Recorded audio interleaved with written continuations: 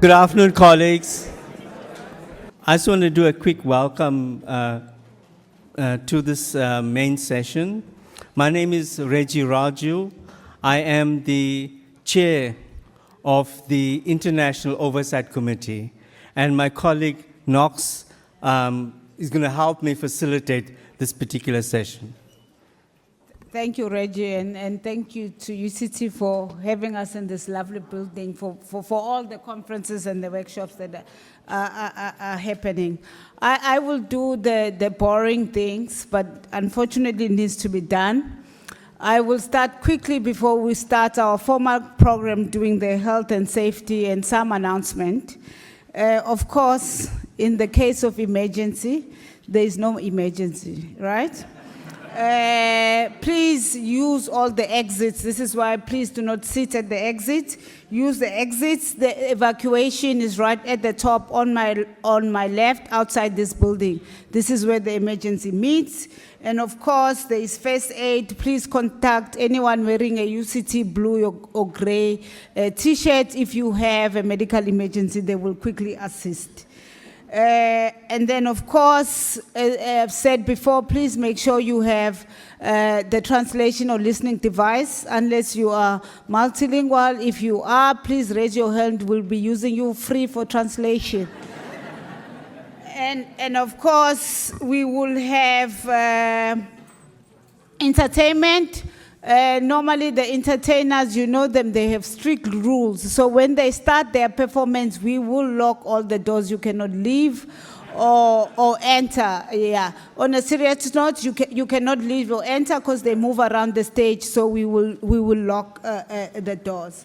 And of course, one important thing, especially if you want to eat or drink the stuff that goes warmly into your body, please make sure you're always wearing your lanyard around the campus so we can identify you that you are part of the conference, especially that we are having so many delegates here.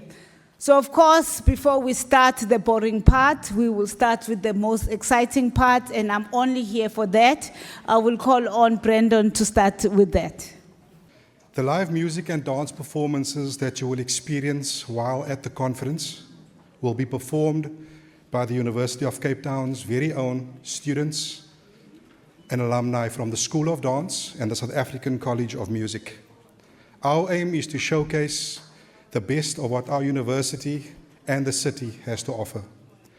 For more information about the performers and their performances, please see the performance booklet on the Diamond Open Access conference website or the QR codes that you'll see placed around the venue. So now to some information about the performers. The first performance item on our agenda is an African music dance performance. This ensemble features exceptionally talented musicians and dancers who excel in authentic African performances, presenting a breathtaking array of traditional African percussion and movements. The group's captivating display showcases dynamic dance styles of South Africa, harmoniously accompanied by an array of percussive instruments that beautifully intertwine with rich and vocal harmonies, elevating the true essence of African music and dance. Please join me in welcoming Afro Vibes Dance Ensemble. Good afternoon. My name is Keketso Polofo, and we are going to be presenting two dance styles for you this afternoon, South African dance styles.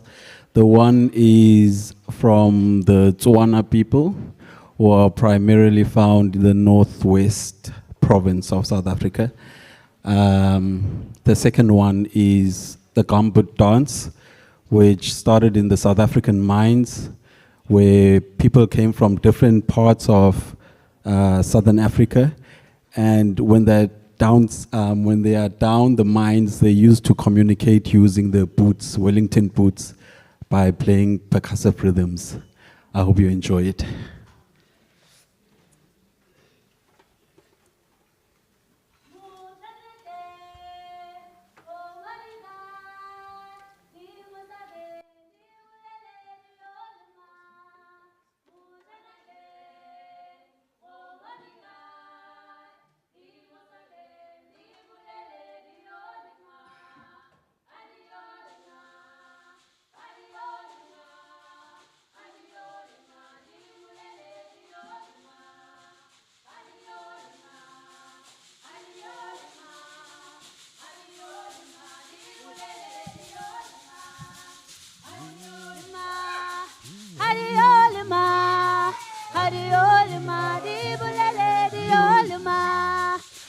Mutanate, Komorika, Di Musake, Di Bulele, Di Olima.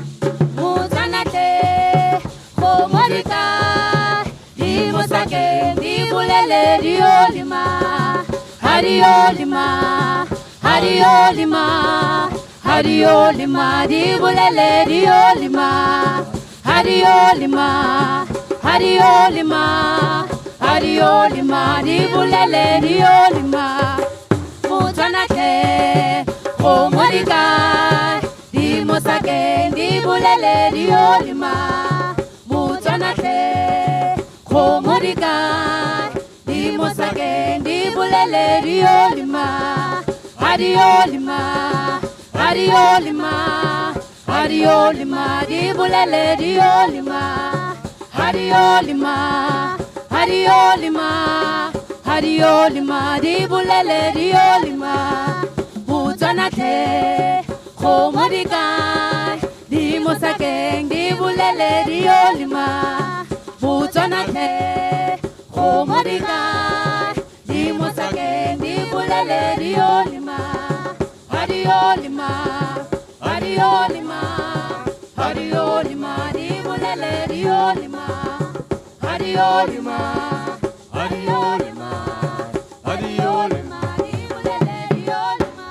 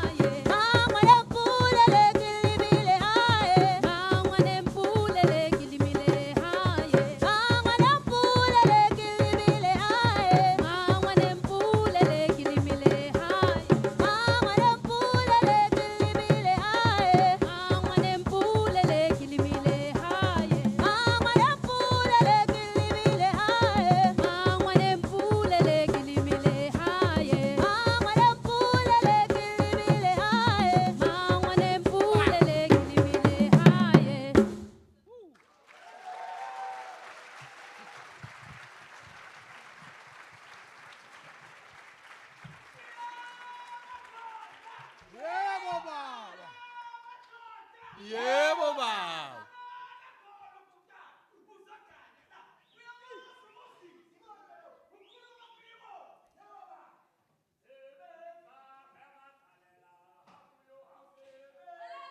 Emasalela auze. Emasalela ambuyosebe. Wematalela ambuyosebe. Wematalela ambuyosebe. Oh wematalela ambuyosebe. Awematalela ambuyosebe. Wematalela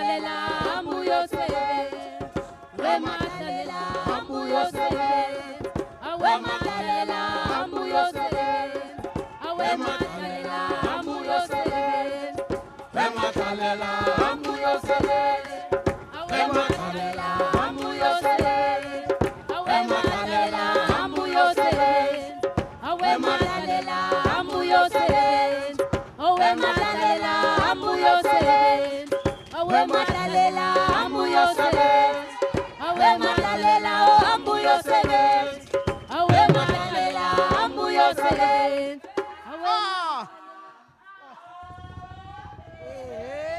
Ehe.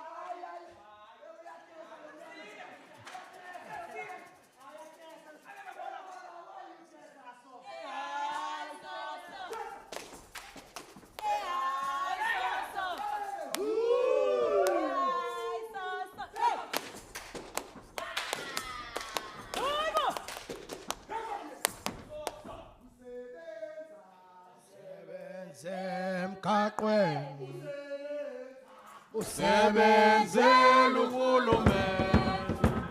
Usebenze emgaqweni. Usebenzela uhulumeni. Usebenze emgaqweni. Usebenzela uhulumeni. Usebenze emgaqweni. Usebenzela uhulumeni. Usebenze emgaqweni. Usebenzela uhulumeni. Usebenze emgaqweni. Usebenzela uhulumeni. Usebenze emgaqweni. Usebenze uhulumeni. Usebenze emgaqweni. Usebenzela uhulumeni. Usebenze emgaqweni. Usebenzela uhulumeni. Usebenze emgaqweni. Usebenzela uhulumeni. Usebenze emgaqweni. Usebenzela uhulumeni. Usebenze emgaqweni. Usebenzela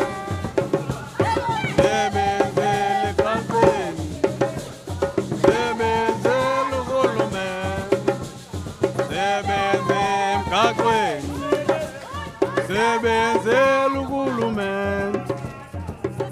Usebenze emgaqweni. Usebenzela uhulumeni. Usebenze emgaqweni.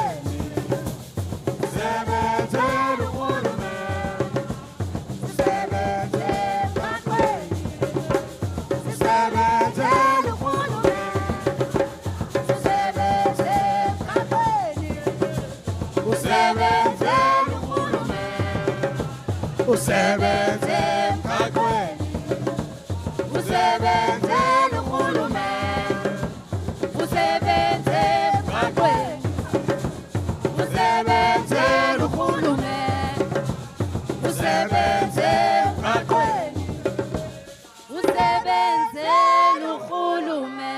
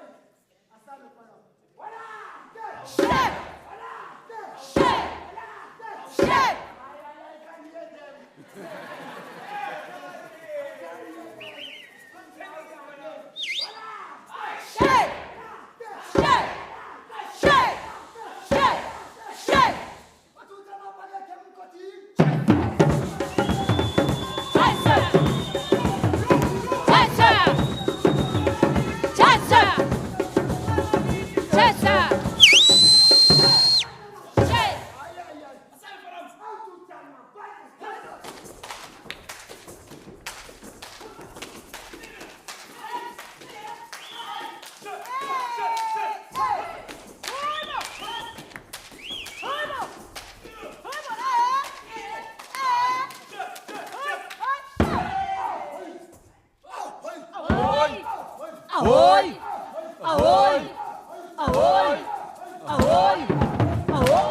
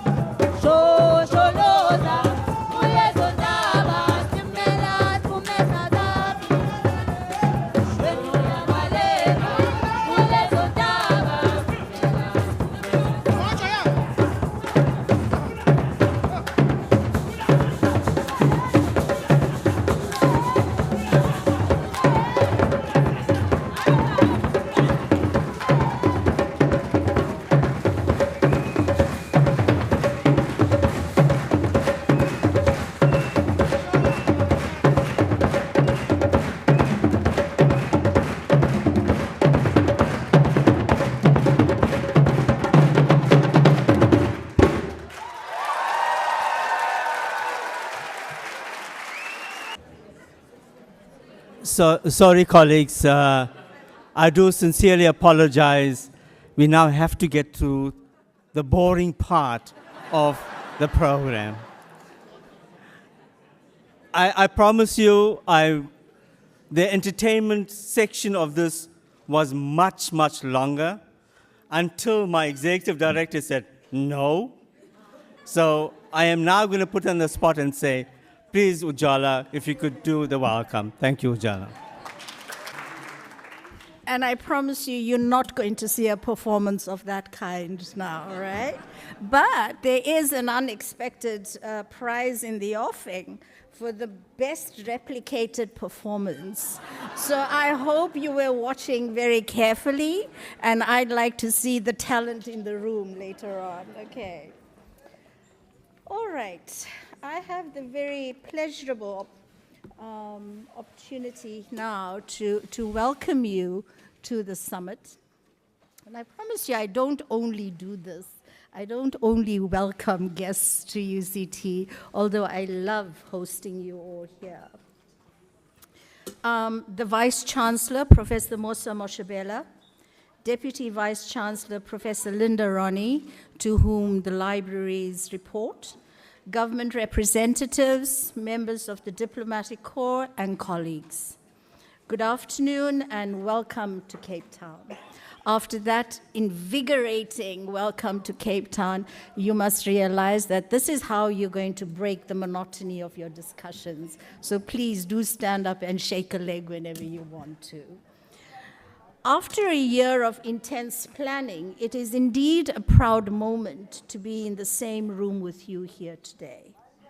However, in welcoming you, it is essential to contextualize the summit within the efforts facilitated by the University of Cape Town, its libraries, and partners to promote open scholarship on the African continent so that you may connect the dots.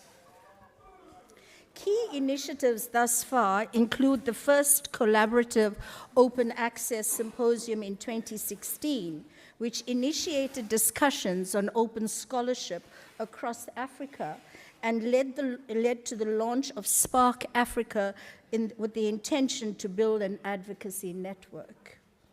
The second Open Access Symposium in 2019, themed Open Access and Social Justice, Driving African Development, sought to challenge the OA movement and its advocates to align with social justice principles and aim to promote equity, equal opportunity, and the inclusion of African voices in the scholarly communications landscape, and address urgent access issues to information and research behind paywalls. The launch of the African Platform for Open Scholarship in 2021, which hosts open access journals, monographs, and textbooks. The signing of a memorandum of agreement in 2022 between the Association of African Universities and the University of Cape Town to improve publishing quality and establish top-tier journals in higher education institutions across Africa. Capacity building workshops focusing on overcoming barriers to open access, publishing for librarians, academics, and policymakers, with events held in Windhoek, Namibia, the 2023 AFLIA conference in Accra, Ghana, as well as an OBC workshop held in Cape Town in February 2024. Notwithstanding these events, colleagues, there have been other entities that have been driving the open access agenda in South Africa and on the continent, but I'm focusing specifically on the role of University of Cape Town. So given this particular background and his position as an open access thought leader, Dr. Reggie Raju attended the Toluca Summit in October 2023 and returned with a commitment, without consultation, let me tell you, right, to host the second summit in Cape Town in December 2024. So what does one do when this is declared as the fait accompli? So firstly, you ask for a concept note, you ask for the budget, and what are the funding options. And of course, with all of this in hand, you march off to the university executive I report to. Thankfully, DVC Linda Ronnie unhesitatingly supported this initiative, and we are all gathered here to identify and fit the different pieces of the puzzle to complete the picture of African open scholarship. You may be wondering, where is this puzzle? If you look carefully at the banners, you will see it there. And so to recap, the 2023 Toluca World Summit on Open Access reaffirmed the idea that knowledge is a public good and our most valuable asset, which must be shared to ensure the sustainability of our planet and our future. Although technology has created new ways to publish and access knowledge for public benefit, The commodification of knowledge and the commercialization of open access through article processing charges continue to be exclusionary. These practices perpetuate existing commercial channels for knowledge generation, circulation, consumption, and evaluation. The summit emphasized the Diamond Open Access model provides open access to research outputs without fees for authors or readers and is led and owned by scholarly communities.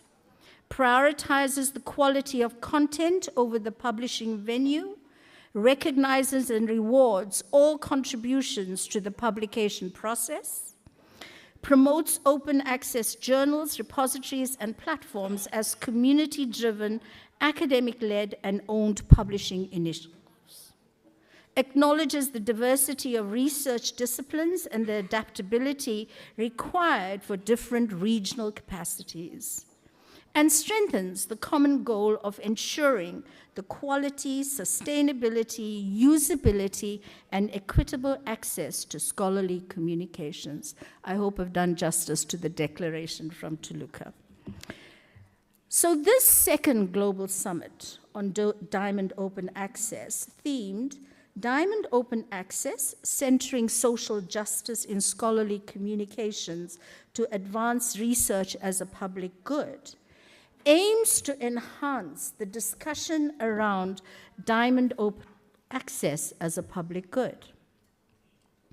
The summit seeks to ensure that the most marginalized voices are represented and heard while working towards creating a publishing ecosystem that embodies social justice, particularly on the African continent and in the global South. The successful translation, however, of the conceptualization of an event of this nature and stature is made possible by the efforts, grants, and contributions of individuals, institutions, and organizations that resonate with the philosophy of the summit. To this end, I would like to acknowledge and welcome the representatives of our 26 partners, funders, and sponsors, which include, and I have an alphabetical list, and so it's not in order of priority, okay? So here goes.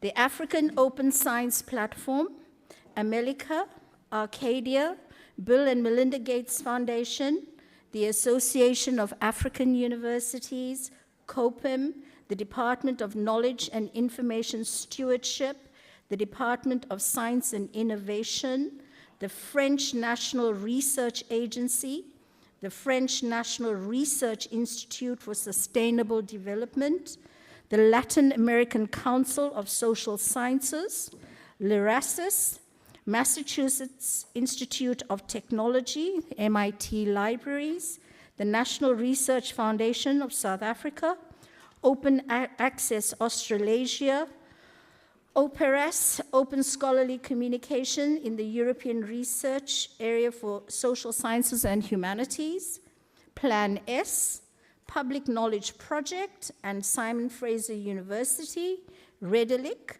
Science Europe, Spark USA, UNESCO, University of Cape Town Libraries, University of Texas Libraries, and the Wellcome Trust.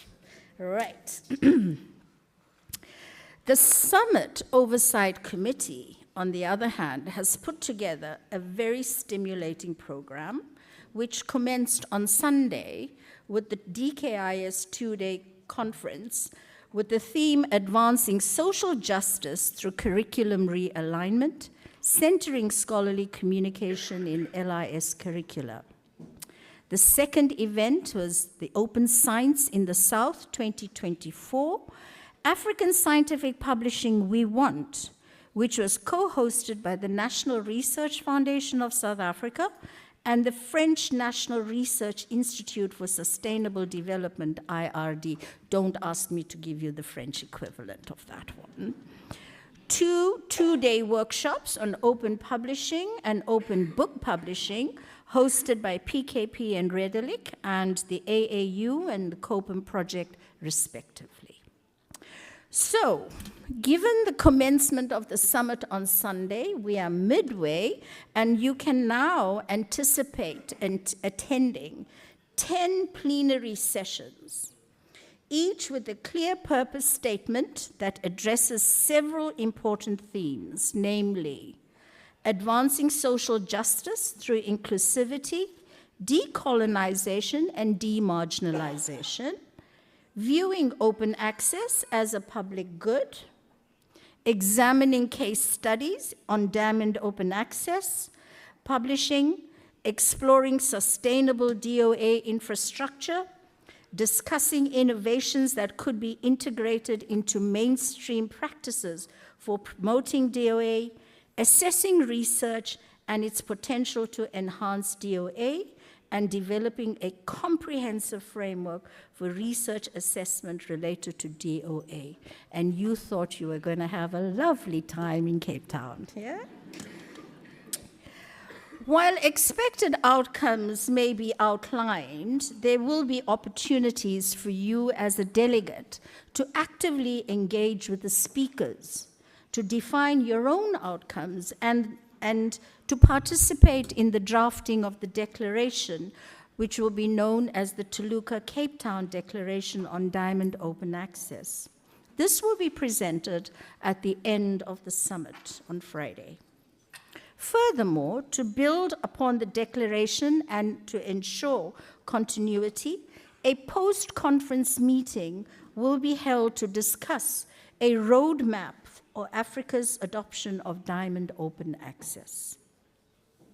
So colleagues, I think you can be very confident that your thinking will be challenged and expanded by speakers who lead, inform, and advocate for the open agenda, as well as by those invited to share their technical and conceptual expertise regarding DOA imperatives.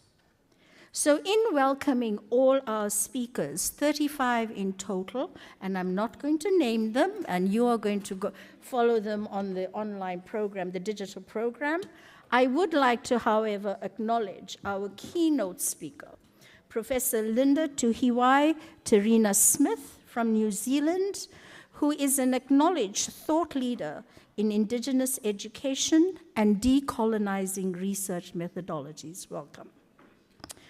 To all our speakers, I wish to acknowledge each of you for the value you will be adding to the summit and consolidating a way forward for the continent.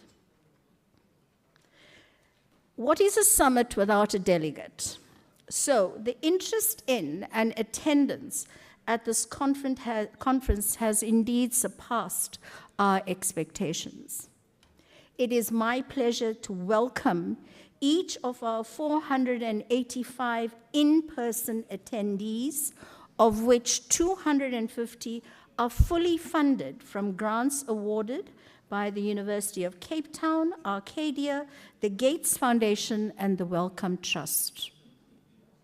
We have 619 online registrations as well. To be inclusive and participative, this is a simultaneous multilingual conference with translations in English, French, Portuguese, Spanish, and Swahili. Of special significance is the span of representation from the African continent. 235 delegates from 36 African countries. And so here goes the list, okay? In fact, it's more. It's not only 36 countries. Algeria, Angola, Benin, Botswana, Burkina Faso, Burundi, Cameroon, Chad, Democratic Republic of Congo, Egypt, Eswatini, Ethiopia, Gabon, Gambia, Ghana, Ivory Coast, Kenya, Lesotho, Liberia, Madagascar, Malawi, Morocco, Mozambique, Namibia, Niger, Nigeria, Rwanda, Senegal, Somalia, South Africa, Tanzania, Togo, Tunisia, Uganda, Zambia, and Zimbabwe. In addition, we have representatives from Argentina, Australia, Bangladesh, Belarus, Belgium, Canada, China, Colombia, Costa Rica, Croatia, Finland, Ecuador, Finland, France, India, Indonesia, Japan, Mexico, Netherlands, Paraguay, Portugal, Qatar, Switzerland, Spain, the United Arab Emirates, and Uruguay and USA. I'm trying to keep the alphabetical order here, so I don't get confused. So colleagues, this should serve as a wonderful opportunity for you to broaden your professional networks, undoubtedly. Strengthen partnerships and collaborations, and of course, at all conferences and summits to make new friends. But most importantly, I invite you to be open to reflect on, and I have 5 questions. I love posing these. How can we further strengthen collaboration between African institutions and international partners to enhance open scholarship and ensure equitable access to research outputs? Second, in what ways can Diamond Open Access models be adapted to address the unique challenges faced by researchers in the Global South, particularly regarding funding and infrastructure? What strategies can be implemented to amplify the voices of marginalized communities in scholarly communication, ensuring their perspectives are included in the research process? How can we measure the impact of open access initiatives on social justice and equitable access to information within our local contexts?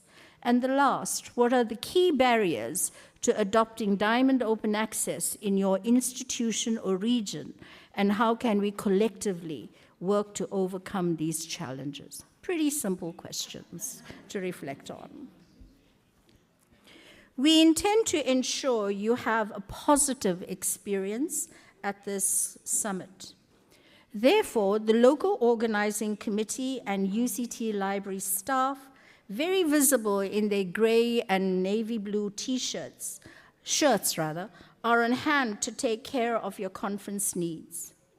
Some things to note so that you have a comfortable and memorable experience are: the color of your lanyard, not your name holder, indicates your preferred language of communication. For example, yellow is for English, blue is for Spanish, green is Portuguese, orange is for French, and red is for Swahili.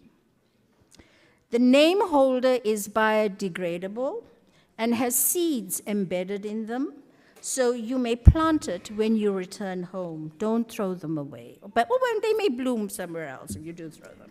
That's fine. Your glass water bottles may be replenished at water stations available in the foyer. And most importantly, do dress up in your finery for the gala dinner tomorrow evening. Somebody raised this issue and said, nobody mentioned it, so I was told to remind you about it.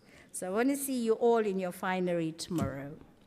So ladies and gentlemen, I am absolutely delighted to welcome you to the second Global Summit on Diamond Open Access.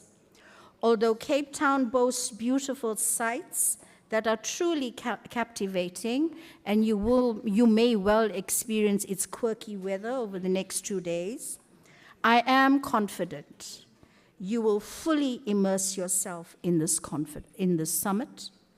And I take this opportunity to wish you all the best in your discussions and deliberations. Welcome to Cape Town. Of course, it was strategic, Ujala, to have the partners in alphabetical order because the African Open Science Platform comes first. Thank you. And I would have, if I had seen your speech, I would suggest that you only read the countries that are not here because there will be less. Yeah. So for now, I think you've seen the baobab tree, the open access symbol, you've seen the puzzle. I'll ask Reggie to start With the puzzle, I will not tell you what his team thought of this idea. I will tell you what he thought of his idea first. You can go ahead, Reggie. Yeah. Colleagues, I think, as you said, we have two critical concepts in our banners. One is the baobab tree, and I think Knox will unpack why we chose this as a concept to underpin this particular summit. And the second was, and I'm not sure if you can see it, and I think Ujala alluded to that, and that is the puzzle. I'm not sure if you can see the puzzle pieces, but basically the puzzle pieces highlight the interconnectedness and the interdependent nature of global knowledge production.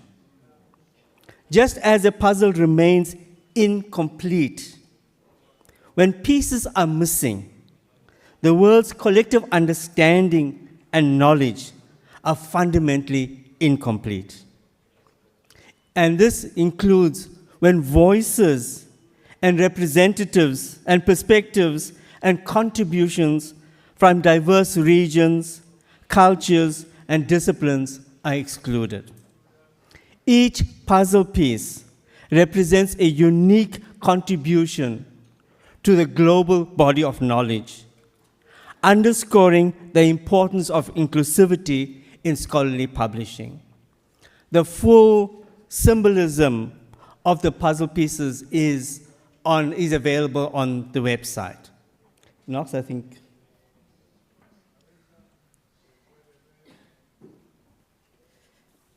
Yes, and of course, as usual, when Reggie thinks of these crazy ideas, he comes to me and I look at him and pretend that I agree. So I'm going to read out on...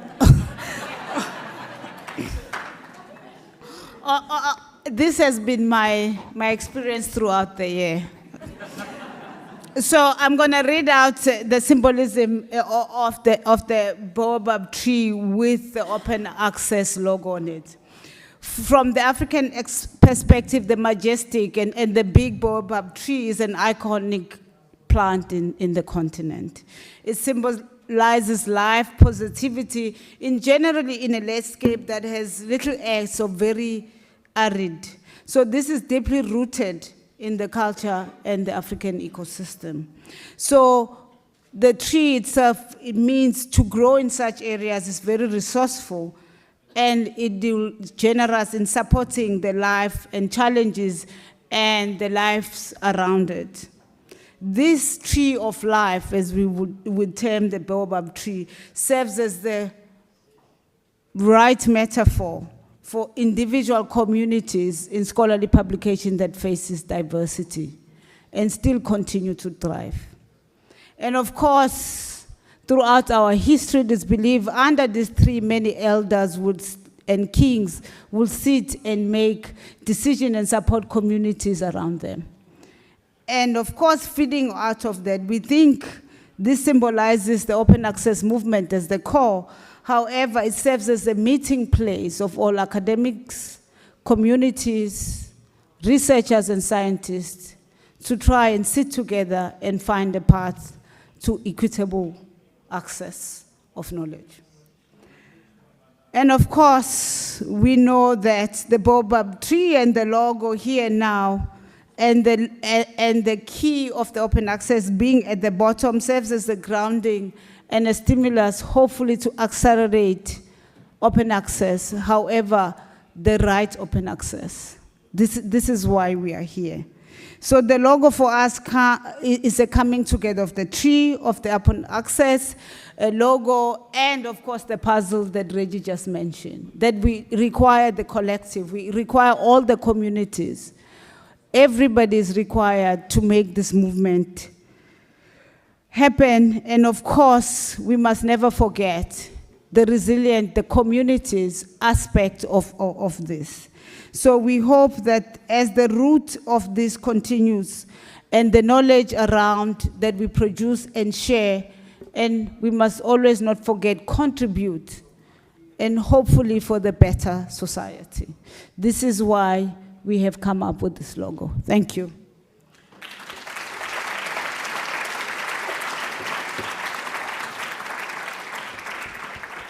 And then we will come to some of the messaging from different partners based on regions to see what they have to say before we start on the conference. So we will start, of course, it's in alphabetical order.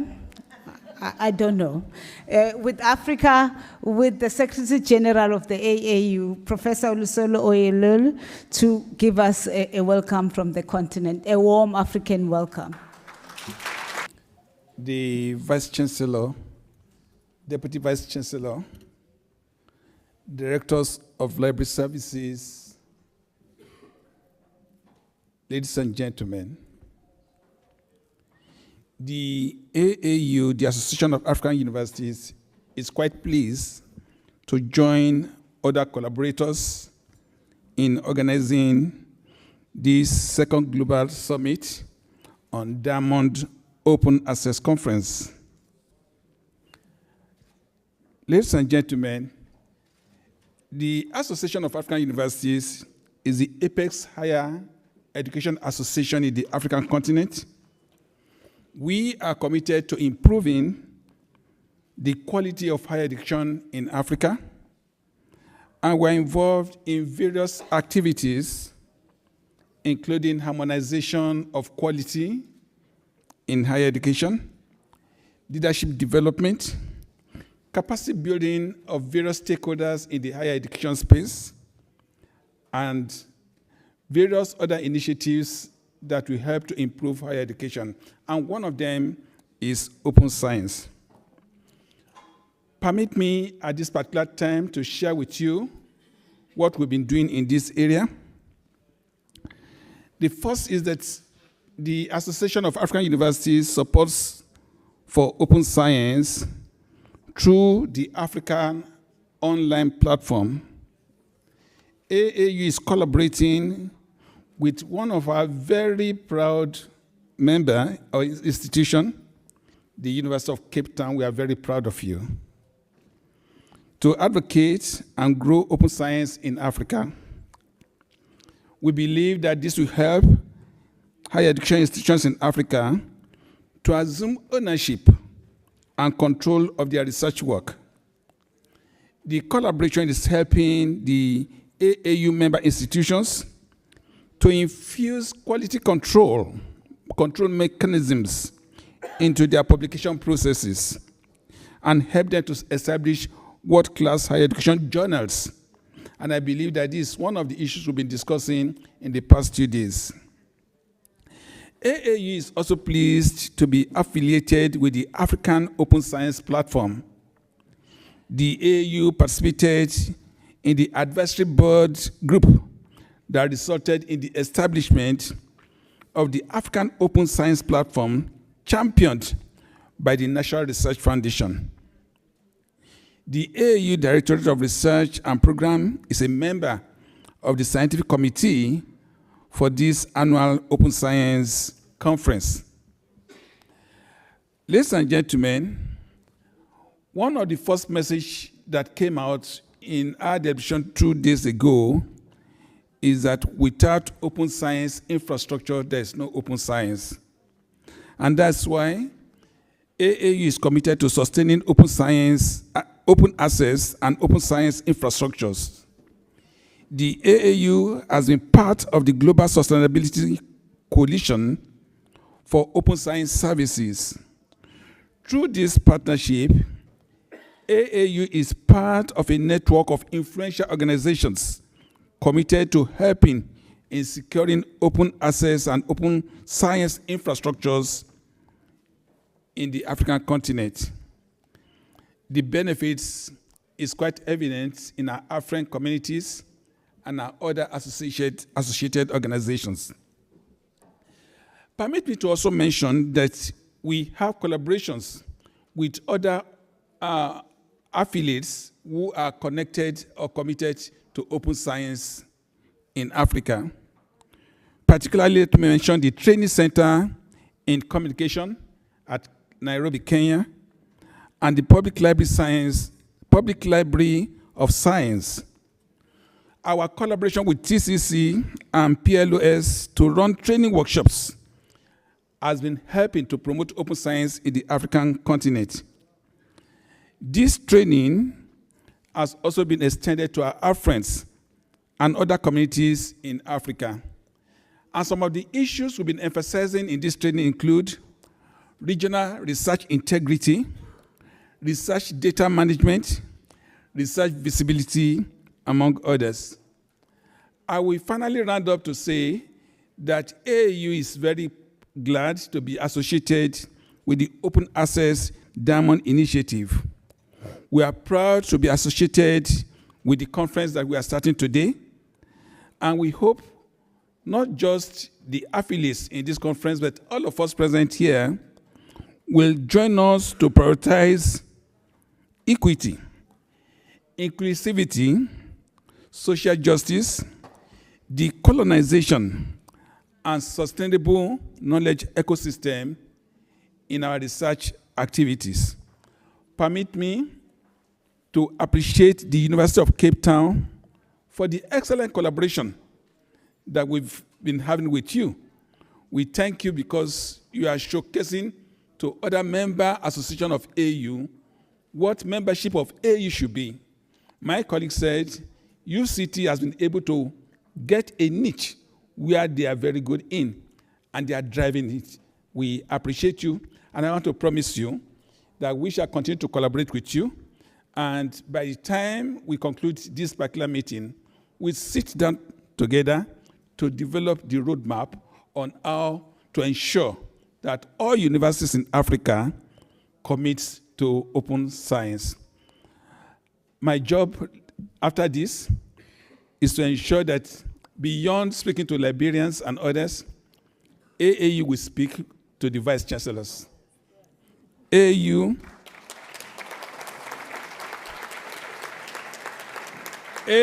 will also speak to the policymakers in Africa, and very soon, open science will be part of the language of higher education in Africa. Thank you. Thank you to the Secretary General of the AAU. He has just made our job easy. For the 2026 Open in the South Conference, which is concentrating on research assessment, so all the guests have been invited. The vice chancellors will be there. I will call on now. I must say that the NRF needs to pay UCT for that advert.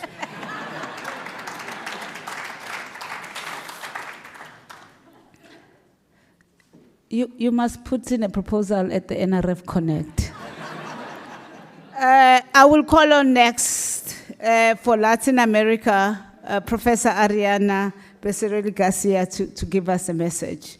Please make sure that you have your devices because she's going to be speaking in Spanish.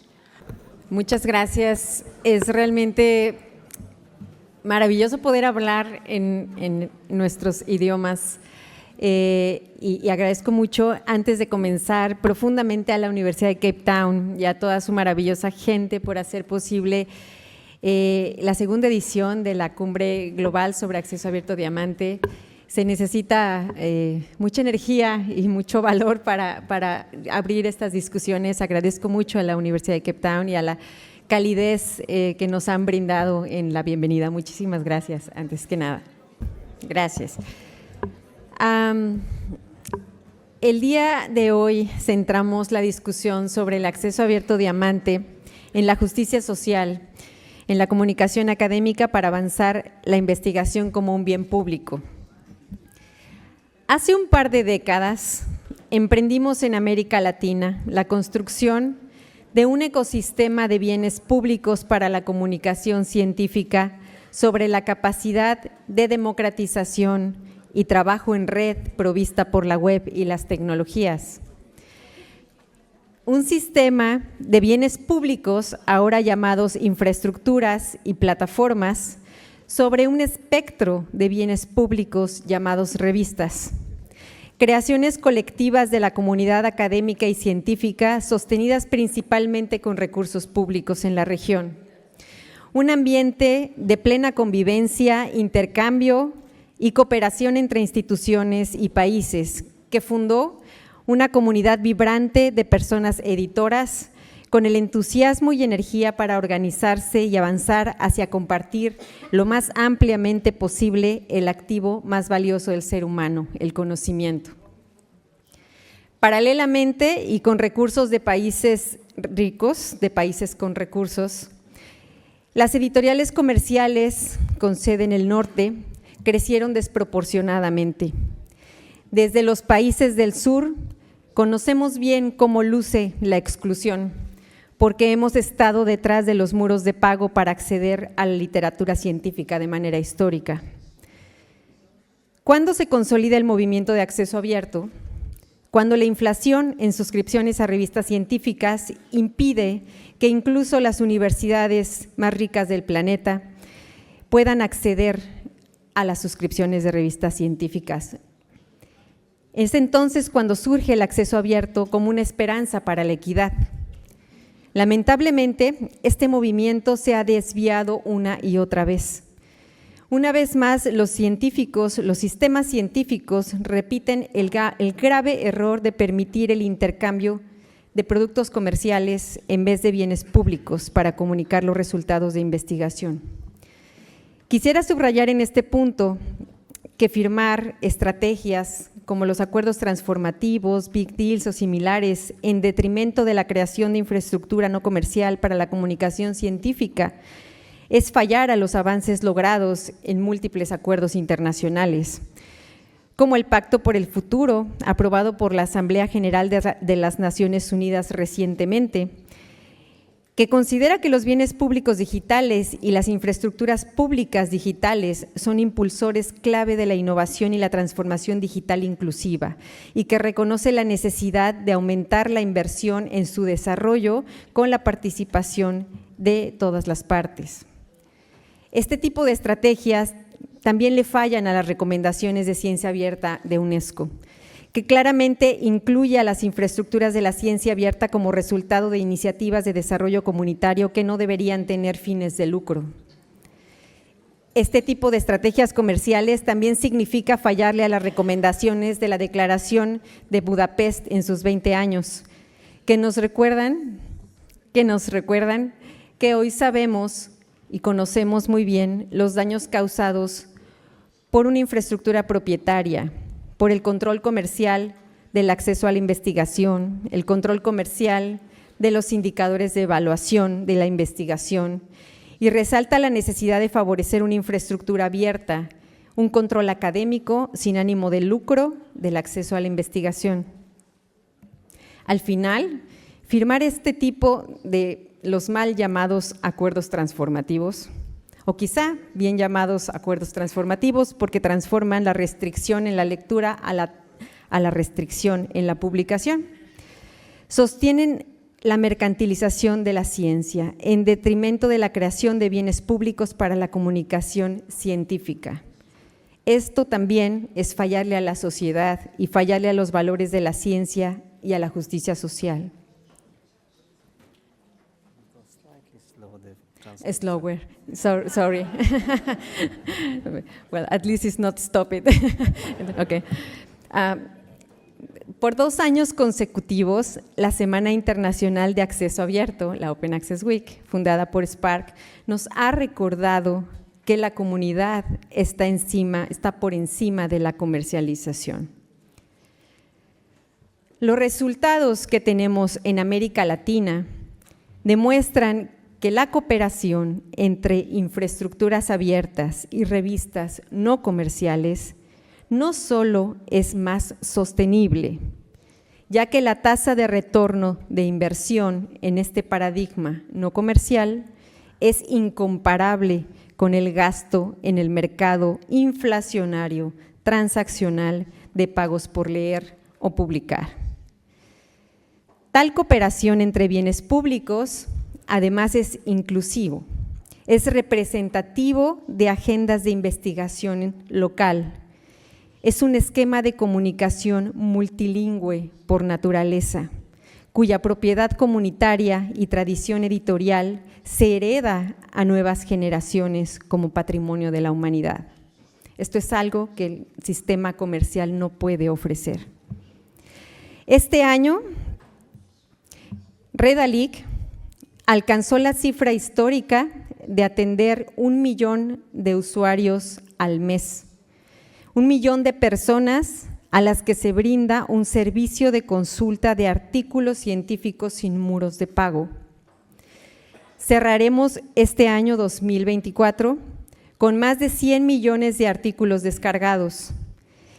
Si estos tuvieran un costo por leer de $30, como lo que cobran muchas editoriales comerciales, el costo por acceder a esta colección ascendería a $3,000 millones anuales.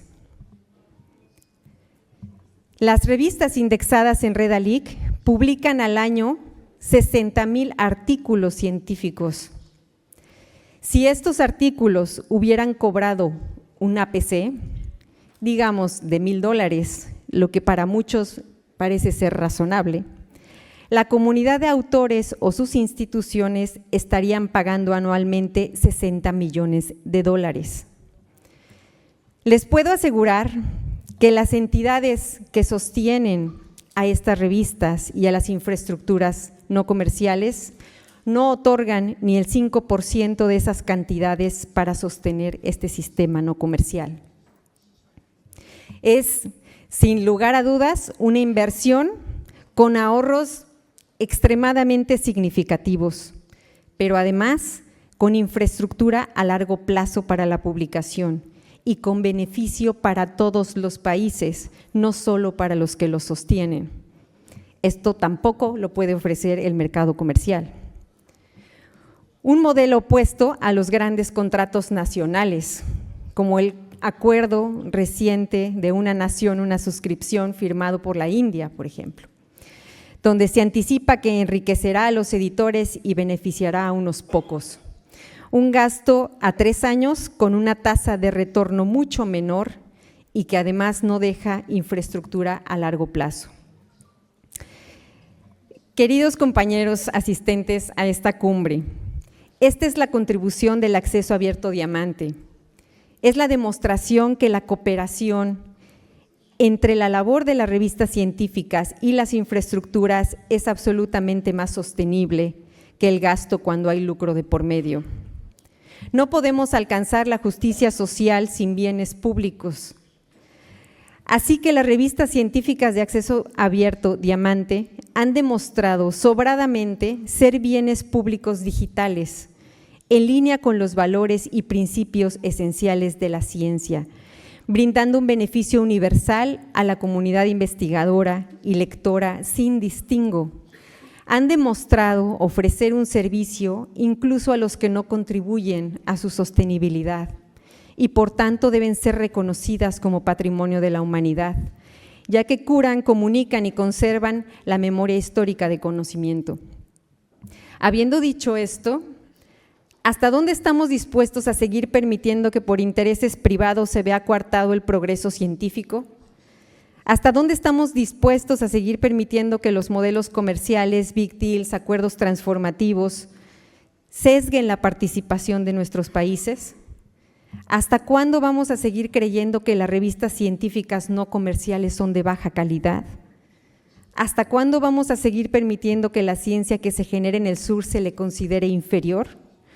¿Hasta dónde estamos dispuestos a seguir perdiendo el valor de las lenguas locales, de la atención de los problemas que atañen a nuestras sociedades?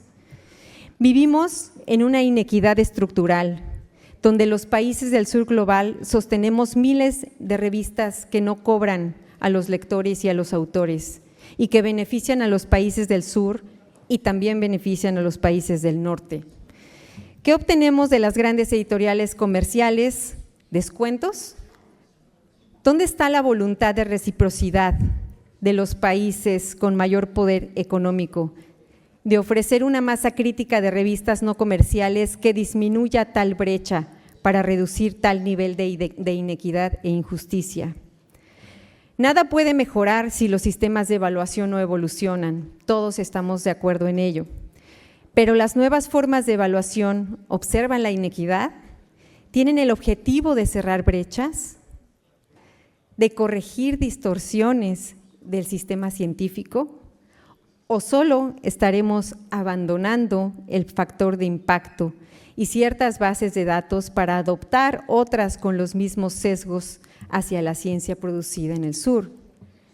Sistemas ciegos ante la diversidad, cuando está demostrado que el conocimiento crece a partir de la diversidad epistémica, metodológica y creativa. Para el sur, el acceso abierto no comercial no es una alternativa o una opción. Significa la única forma de insertarnos equitativamente en la conversación global de la ciencia. Y esa determinación solo puede venir desde la exclusión. No son descuentos de acuerdos comerciales lo que necesitan nuestras comunidades. Es el respeto a la ciencia que se genera, es la inclusión sistémica, no subordinada de nuestras revistas y el desarrollo de infraestructuras locales que permitan la independencia de dichos sistemas exclusionarios. Los bienes públicos son esenciales para la justicia social, permiten el acceso equitativo, la participación, la diversidad y el derecho humano a la participación en la ciencia. Los acuerdos transformativos significan la institucionalización de un modelo comercial para privatizar el bien público llamado conocimiento científico. Finalizo mi mensaje con un extracto del manifiesto sobre la ciencia como bien público global, resultado de la pasada Cumbre de Acceso Abierto Diamante, celebrada en Toluca en 2023. Para recordar que es imperante declarar el acceso abierto no comercial a través de sus vías diamante, verde o las nuevas que surjan bajo este paradigma, el camino para llegar a la ciencia como bien público global.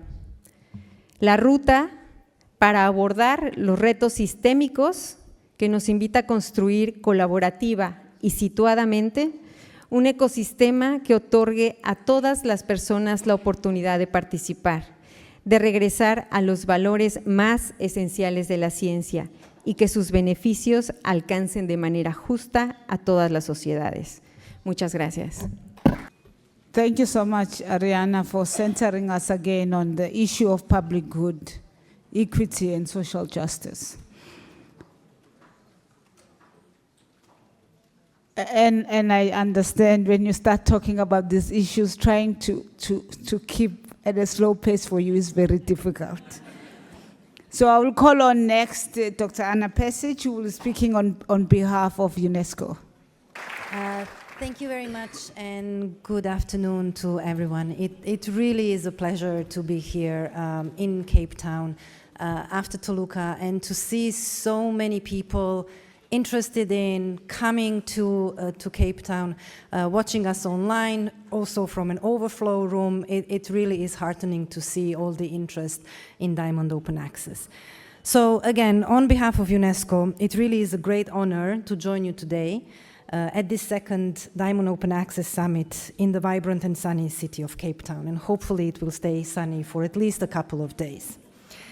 First of all, let me bring you the warm greetings and best wishes from two of UNESCO's Assistant Director Generals, one for Natural Sciences, Dr. Lydia Brito, and the other Assistant Director General for Communication and Information, Dr. Tavik Jalassi. Unfortunately, they couldn't come here to Cape Town, but they both really send their best wishes, and they both very much acknowledge the importance of Diamond Open Access for the promotion of equitable science, for the promotion on open science, and also for the implementation of the UNESCO recommendation on open science, which was adopted by 194 member states. We really do see Diamond Open Access as a very, very important part of the implementation process. I would like to really warmly thank the host, the University of Cape Town, and I'm not going to do the list of the 26 other partners which I also had here, but very, very warm thanks to all of them. And I think this long list of partners actually also is a testament to the fact that it is through this collaboration that this innovation, in a way, in the way we communicate science is done. We have experiences from some parts of the world that we need to learn from. We have other innovations coming from the others. And it's just by bringing together all of these different partners from different parts of the world, but also from the university side, from the public sector, some of the philanthropies, intergovernmental, non-governmental organizations. We really do need all of this diversity of partnerships to push this agenda forward. So it has been a year since we convened in Toluca last year, and we collectively committed in Toluca to transform scholarly publishing by eliminating both publication fees for authors and access fees for readers. I'm very happy that Ariana reminded us of the document that was published after the agreement, the summit around kind of grounding Diamond Open Access in this context of global public good. We pledged in that conference to tackle the structural inequalities that have long marginalized voices from the global south, from the underrepresented communities, from institutions with limited resources. And it really is important to get all of those voices in the global scholarship and in the scholarly communications.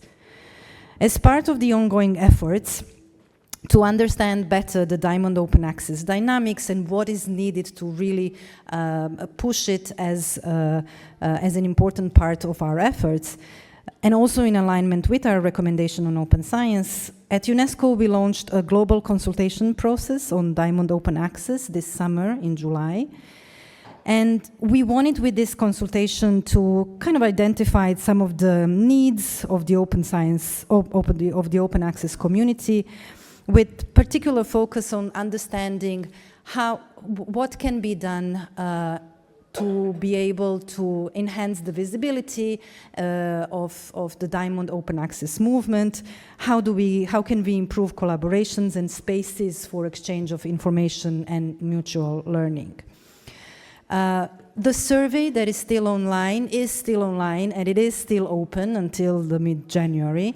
And we really do urge those who haven't participated yet to fill in this survey, and there will be some flyers outside during the conference.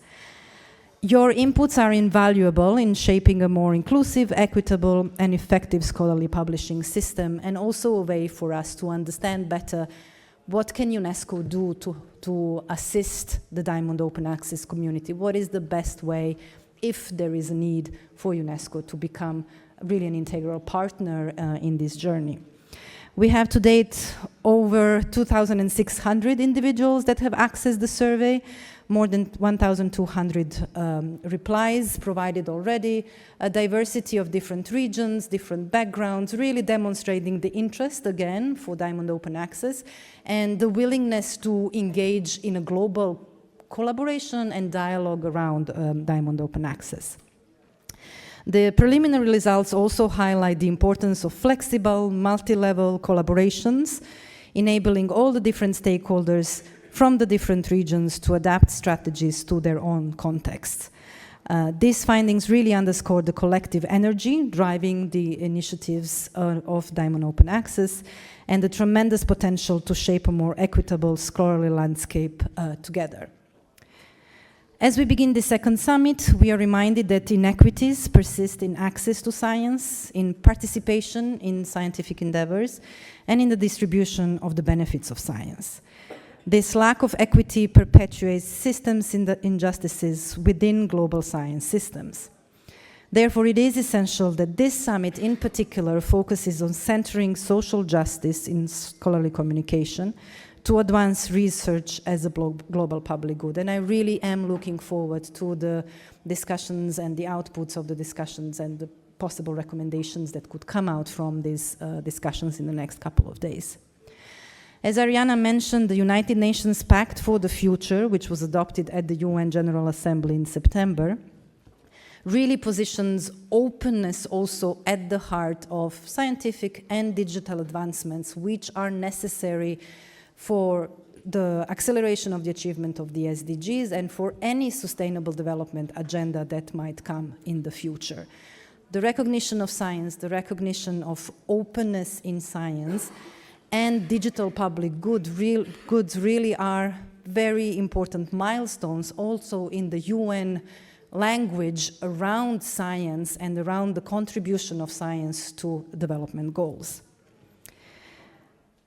UNESCO is confident that this summit will serve as a catalyst for building global consensus, unifying diverse stakeholders, and advancing our shared commitment to Diamond Open Access.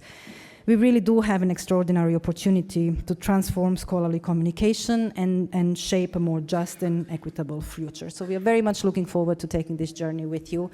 And thank you again for coming and joining us in these conversations. Thank you. Thank you, Anna. And just as a quick note, please stay on your preferred channel. Feed is according to the numbers on the line. There was a little bit of a mix-up earlier, but please stay on the feed channel based on the language on the device. I will call on now Dr. Heather Joseph to speak a message from Northern America. First, I'd like to thank Knox for making me a doctor. It was the easiest PhD ever conferred. UCT. I know. Thank you so much for allowing me a few moments to speak today. It truly is an honor and a pleasure to be here at this conference and to say a few words on behalf of my colleagues who are attending this meeting from North America. I want to extend my thanks first and foremost to all of the supporters and sponsors who helped to make this meeting possible, and especially our hosts here at UCT, here in Cape Town, and the extraordinary team at UCT. Over the years that I've been privileged to work with you all, you've become not just colleagues and not just friends, but family. So thank you. For us, the summit represents a milestone, really, on the path towards our longstanding vision of treating research as a fundamental public good, something that's accessible to all, regardless of geographic, economic, or institutional boundaries. The program and the participant makeup of this particular meeting are really designed to build on the important exemplar set by Ariana and her team last year in Toluca that centered the voices and priorities that are unique to different regions. And we who are attending this meeting from North America particularly welcome the opportunity to listen and to build a better understanding of the African context for knowledge sharing, both creation and dissemination. We look forward to the chance to explore building solutions for the open sharing of research that explicitly respect and celebrate these differences in approaches. Scientific research isn't simply an academic pursuit, nor is it a commercial commodity. It's a critical global resource. And we saw with the rapid development of COVID-19 vaccines, which drew on decades of global scientific collaboration, the advancement of climate research that's helping us to begin to combat climate change, the power, the demonstrated power of research as a public good. And these kinds of achievements are not isolated incidences, but they're collective endeavors that transcend national borders. When we treat research as a public good, we work to unlock this extraordinary potential. And this is the true promise of Diamond Open Access, the promise that we could develop a global knowledge ecosystem where insights are shared freely, where innovation knows no boundaries, and where everyone can contribute to and benefit from collective human understanding. Our communities in North America are committed to the principles of open, scholarly, and scientific communication. Our operating environment mirrors that of the global research community. We're not a single homogeneous community operating with a centralized leadership or centralized resources or financing. Rather, we're a complex ecosystem comprised of diverse communities organized around distinct geographic and disciplinary focuses, each with its own set of economic, social, and political priorities. While this complexity is often challenging to navigate, ultimately it is a strength. It compels us to work towards solutions that are collaborative, that are distributed, and complementary. and to favor structures that center community coordination rather than top-down control. As diverse as our ecosystem is in North America, we are united in our principles. We view open access as a critical mechanism for advancing social justice in research, and we firmly believe that scientific research is a public good. And by enabling localized diamond open access solutions that are directly tailored to each local community's needs and priorities, we can accelerate progress towards democratizing knowledge and create pathways for researchers from communities whose voices are not currently emphasized or even included. We can enable global collaboration and really empower problem solving across disciplines. We're eager to support this vision on our end through targeted investments and through work on policy frameworks that incentivize diamond open access, provide funding and infrastructure for open systems and open repository systems in particular, and that support researchers in lower resourced contexts to be able to participate fully in the global scholarly conversations. Again, we see the summit not as an endpoint, but as a critical milestone in reimagining research communication. By centering social justice, we commit to changing not only how research is shared, but to expanding who can contribute to and benefit from global knowledge creation. We're looking forward to the next several days in envisioning how we can build a more equitable, transparent, and collaborative research ecosystem. The promise of diamond open access is the promise of human potential, unrestricted, unbounded, and profoundly hopeful. So thank you once again to our hosts, and especially to all of you who are taking the time to travel, and to those of you who are participating online, who have to juggle work and family obligations and time zones in order to participate. I'm really looking forward to our discussions over the next few days, and I look forward to a fruitful meeting with you all. Thank you. Thank you, Heather. Don't worry. Professor Mushabela will be in the house soon to do the conference of the degree. I will call on Dr. Momita Kohli for the messages from Asia. Thank you, Knox. And good afternoon, colleague. It's really an honor to be here in Cape Town to attend the second Global Summit. And I can't thank enough the organizers and all the supporters. I don't have to take the name. Ujala has already done that. Otherwise, all my 5 minutes would have just gone in that. So special thanks to you. So again, I'm really excited. It's not just because that I deeply care about the access, inequity, and the inefficiency of the scholarly publishing system. Also because this is the first time I could attend in person the second summit, because last year's in Toluca, of course, I could not manage to get the Mexican visa. So there are different types of access. Barrier exists in access, but there we can't do anything. That's not in any of our hand. But as a scholarly community, this is something is in our hand to make it barrier-free, make it accessible to all of us. And so that's why I will start saying something from Asia, something good about the region. We contribute a lot in the globally scholarly output. In the region actually yearly contributes nearly 40% of the whole scholarly outcome that's coming. China alone contributes almost 1/4 of all the scientific publishing that's happening yearly. But we also must acknowledge that all this data that I'm sharing with you all comes from some proprietary databases controlled by commercial entities. And there is a vast amount of knowledge that's not indexed, be it from Asia or elsewhere. And we cannot even access those. Those are completely in some black boxes. This is something I really wanted to highlight here, that because of this commercial control of the whole scholarly publishing system, we are somewhere in a very inequitable system. We need to change it, and the diamond model has the potential to change it. Now, I also have to say something about the open access situation in Asia. While I can say that, yes, we produce a lot of knowledge, when it comes to making this knowledge truly open access to the global ecosystem, we are quite lagging behind. That is where, of course, Latin America, to some extent Europe as well, is leading. So we have a gap in Asia, which we must understand and address, that we have to make our knowledge accessible. It's not just production, it's also about communicating to everyone, whoever needs it, and as accessible as possible. Okay.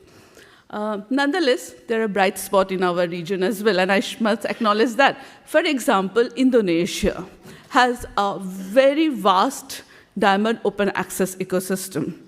And all the other countries in Asia can really learn a lot from that.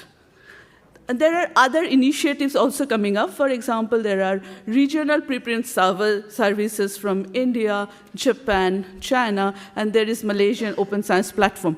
All are showing a little bit shift towards much more a better open access future. But I also must acknowledge that uptake of such initiatives are yet very, very low. So we know that there are a lot to be done there as well. And I must also highlight why it's so. Because these infrastructures really run on, they always face sustainability challenge. They really run on very small amount of funding, and it's mostly voluntary driven. And that's why their sustainability always gets challenged. And there are some additional problems which I must also mention here in this platform. It's the global recognition and reward system of science, as well as the control of the university ranking that's actually holding all this infrastructure, community infrastructure back, and we cannot let that happen as well. We have to collectively come to some point where we can take the control in our hand, which I already mentioned before. So we cannot let this go on, this status quo go on. I mean, Ariana said so much about it, and this is what I think it's inspiring for us to come together to do something. Because this publishing, current and commercial-driven publishing system is not sustainable. We cannot really wait for another critical crisis like pandemic to wake up us to this need of the urgent and knowledge equity. If we continue with this system, we really risk this situation where knowledge won't be the public good anymore. It will actually be in the hand of only privileged few. So I urge all of my colleagues from Asia, all the community from Asia, and also globally, everybody, now we need to come forward and take the Diamond Open Access agenda forward, as well as I feel that we need to do much more innovation because the digital technology presents us with a lot of opportunities. So we need to embrace the innovation and go towards a much brighter future. Thank you. Thank you much, Momita. I will call on to speak on behalf of Europe, Dr. Lydia Pirelli-Damon. Good afternoon, ladies and gentlemen. I am very pleased to be here enormously because I have been part of the overseeing committee of this conference, and I was also part of the overseeing committee of the conference of the first summit last year. And I will explain you a little bit the story, why we got here, and why is this the second. And I hope that it will be just the second of many more to follow. For now, let me thank the work of Raju. You've been amazing in guiding us through this complex landscape. Thank you very much for the work done, and thank you very much to all the team. Here, I would like to say that in Europe, we are newcomers to Diamond, as I'm sure you know.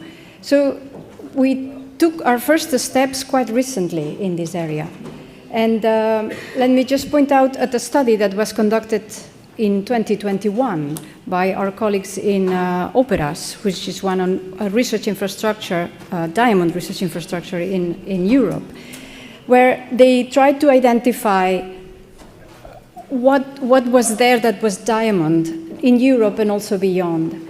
They found quite amazing conclusions that the landscape was very scattered.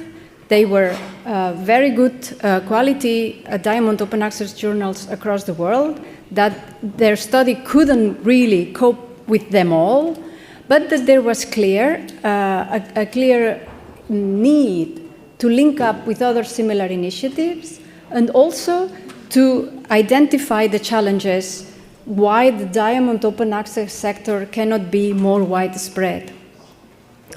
Here you have a spin-off of that study, which was the creation of what we call the Diamond Open Access Action Plan.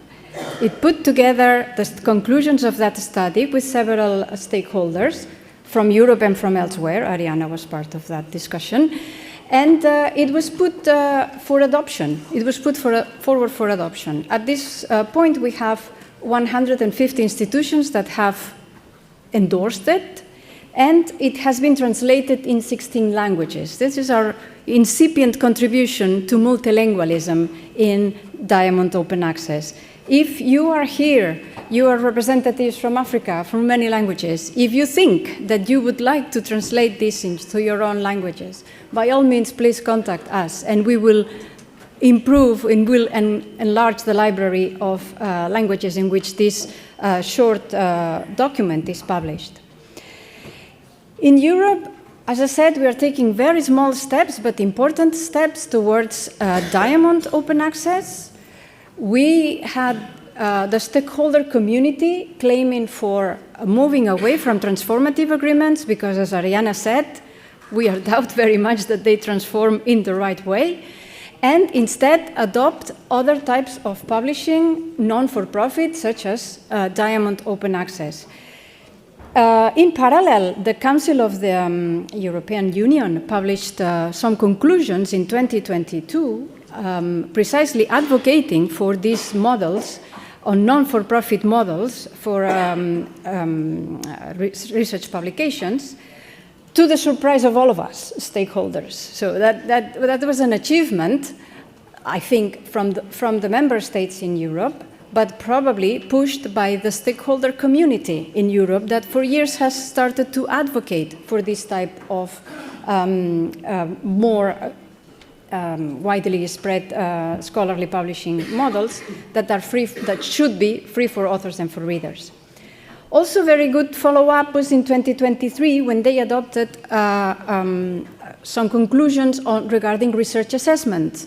We will discuss research assessment in this conference, and this is very important because one of the key elements to make Diamond Open Access a successful scholarly publishing model requires the reform of research assessment systems. And I see some people nodding on the audience. Thank you very much.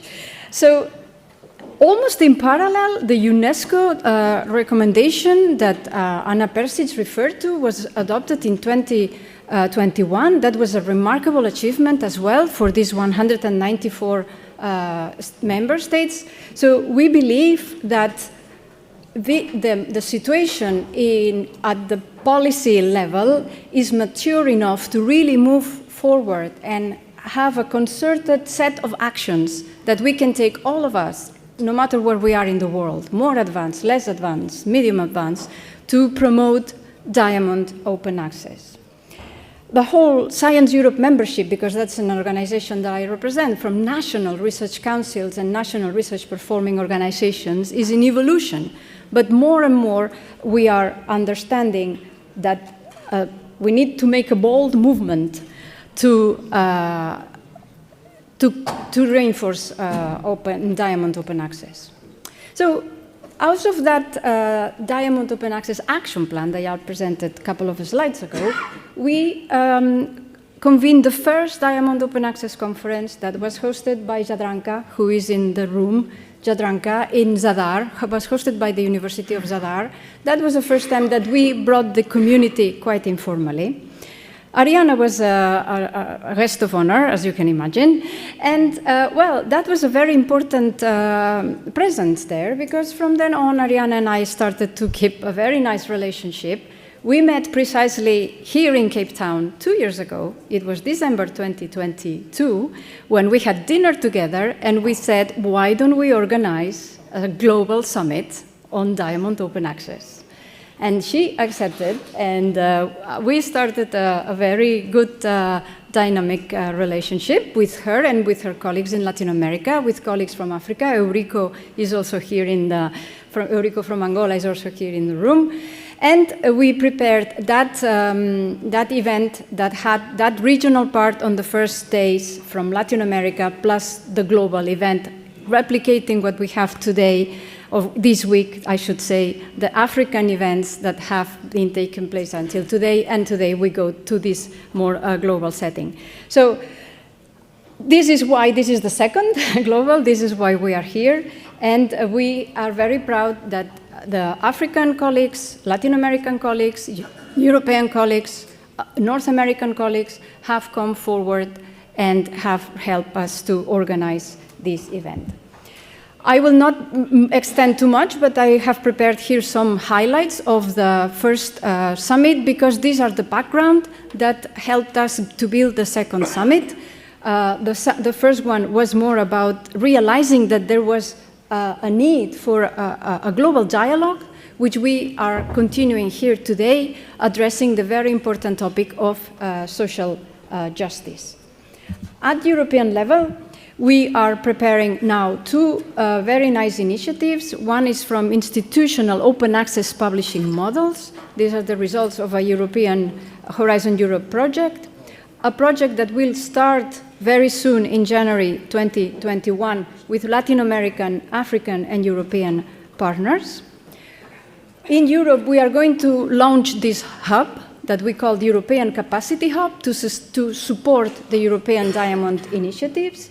And last but not least, we are preparing a platform, an open access publishing platform, open access, open peer review, that is called Open Research Europe, that will hopefully see the light in 2026 in public hands, because this exists now, but it's not in public hands.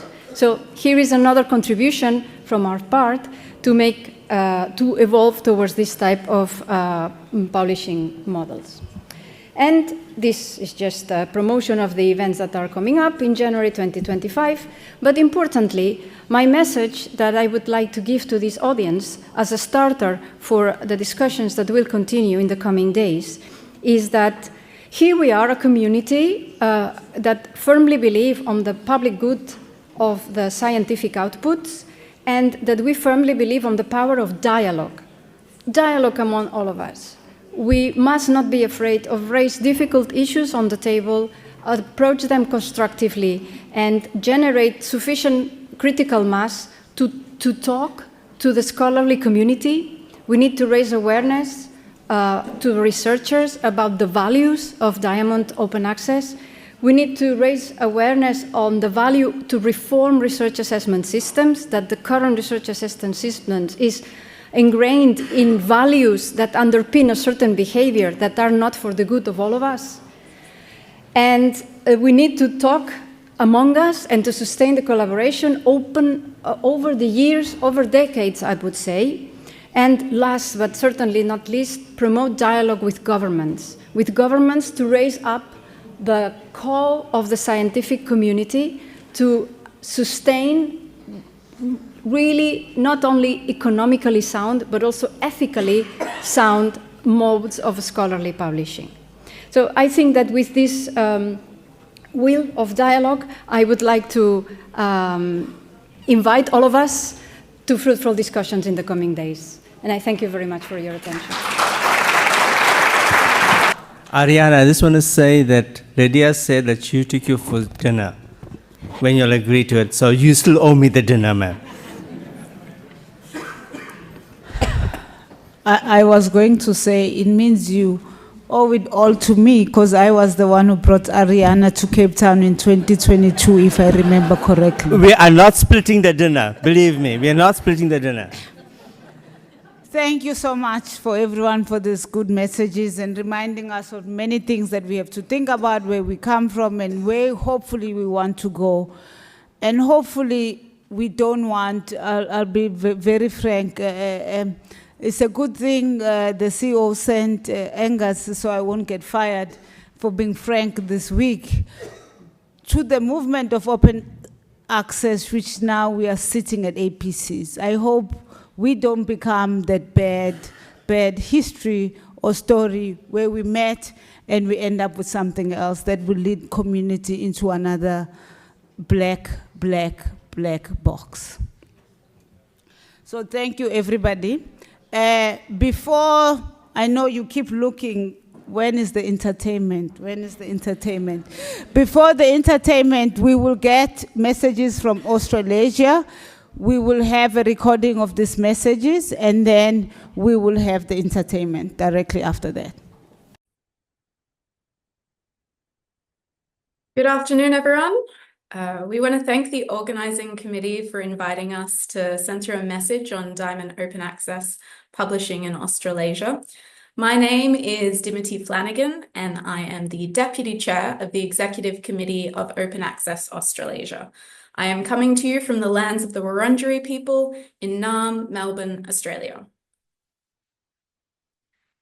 So who are we? Well, Open Access Australasia is a member organisation with members from Australia and Aotearoa New Zealand. We advocate for a values-led approach to making Australasian research outputs open for all. Of particular importance is achieving open access through advancing equity, diversity, and integrity in the scholarly communications ecosystem. So the theme of this year's conference, Centering Social Justice, really resonates with us. At Open Access Australasia, we have always believed strongly in bibliodiversity, that there are many varied ways to make research open and accessible to all.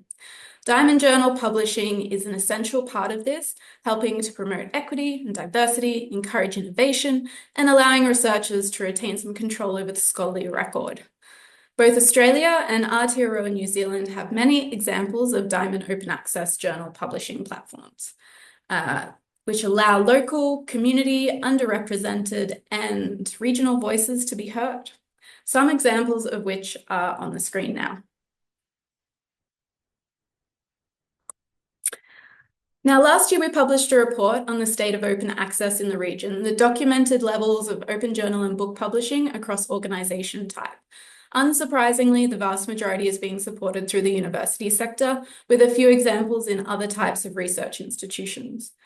Updating the report this year, we found no additional universities had adopted Diamond publishing. However, we did not have the opportunity to look at whether universities were expanding their established Diamond Journal portfolios. Open Access Australasia currently has no membership across the Pacific Islands, so we are indebted to our colleague from member institution James Cook University, Jayshree Mamtora, for the information on this slide.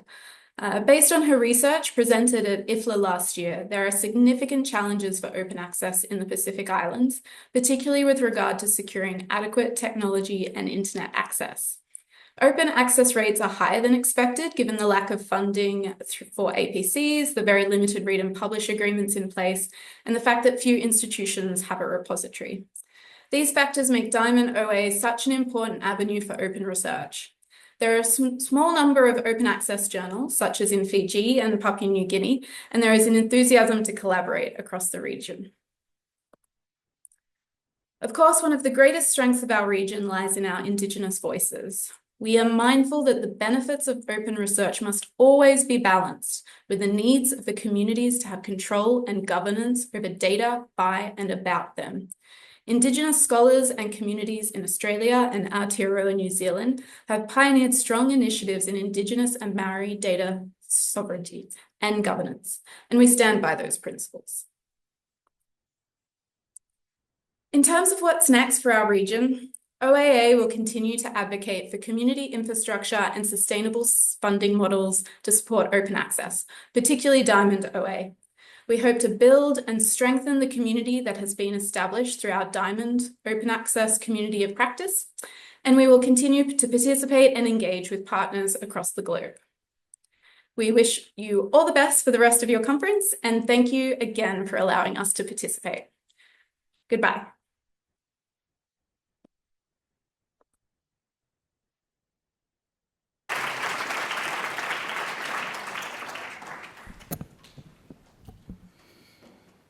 The next performance on the agenda for this afternoon is by the Opera Students Ensemble. The talented singers and piano accompanist are students and staff at UCT. For more information, please consult the performance booklet. The ensemble will be performing 3 vocal works by African composers. One of the works, Kuwe Mtombo Wengoma, is by the composer Ntatuko Sabisi, and is a work for an ensemble of 2 sopranos, 1 tenor, and 2 baritone voices. It was a prescribed work for the South African Schools Choir Eisteddfod, where many of UCT's vocal students' talents were first recognized and developed.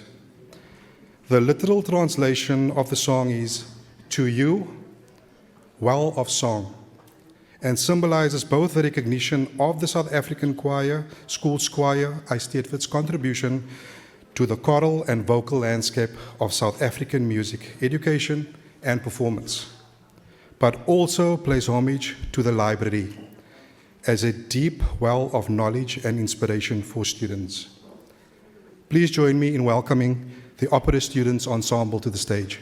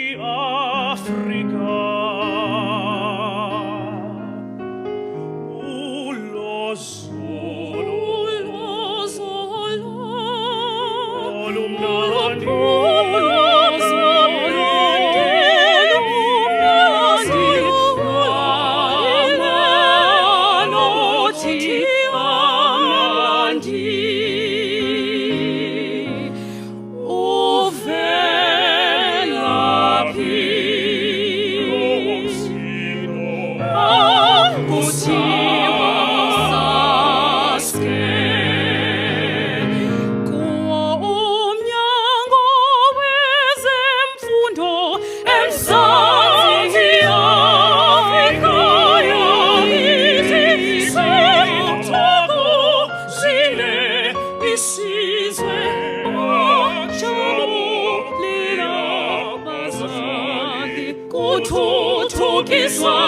amakhono abafundi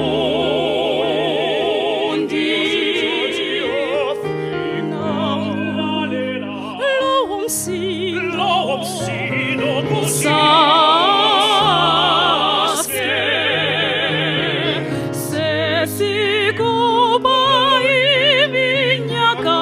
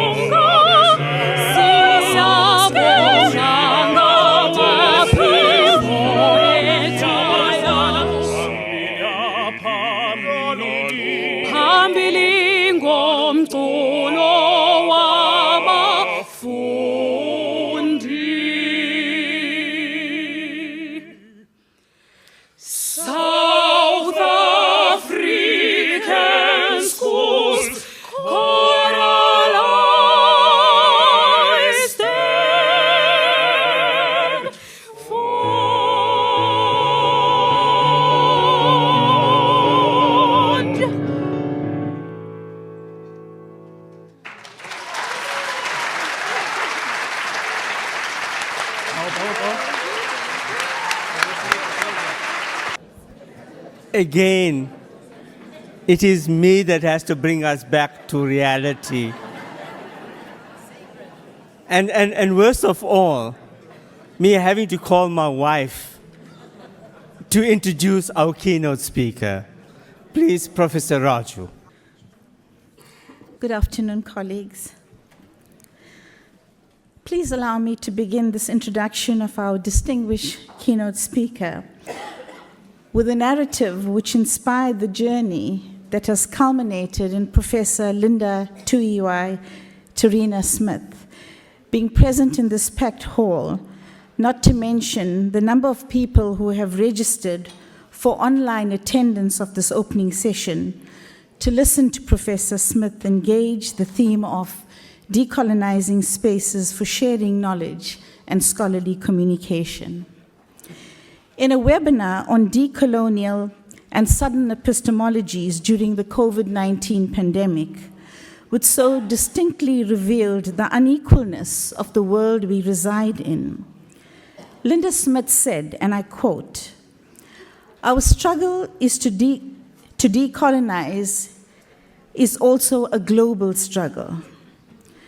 It is what all of us have to do because the system that we are trying to question and critique and transform is a global system that circulates ideas through a whole range of both obvious and then also mysterious academic processes. For example, publishing. We can decolonize methodologies all we want, but if a journal would not publish your work, then there is no progress. The whole publishing arena needs decolonizing. It is dominated by certain kinds of views, and this means only particular ideas are circulated. So it is a struggle against a system. In that struggle, we are all together, targeting different parts of that system," unquote. These words reverberate in the theme of the second Global Summit on Diamond Open Access, which is underpinned by a social justice objective. Professor Linda Tuhiwai Te Rina Smith, a Maori scholar, is internationally known for her pioneering scholarship in decolonizing research methodologies, and particularly for her seminal monograph, Decolonizing Methodologies, Research and Indigenous Peoples, published in 1998 by Z Books, with subsequent editions in 2012 and 2021. This work became a foundational text globally for critiquing and transforming research practices to better align with and center the lived experiences and ways of knowing of Indigenous and other marginalized communities.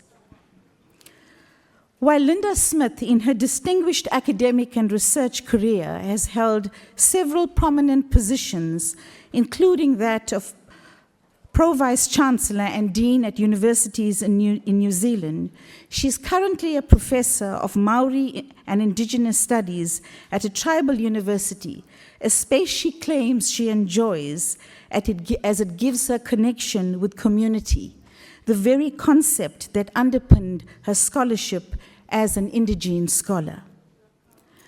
Professor Smith is the recipient of many awards. To mention a few, in 2013, she was appointed Companion of the New Zealand Order of Merit for her services to the Maori community and to education. In 2016, she was honored as a Fellow of the Royal Society of New Zealand, and in 2017 received the Prime Minister's Award for Lifetime Achievement in Education. In 2021, Linda Smith made history as the first Maori scholar to be elected to the American Academy of Arts and Sciences.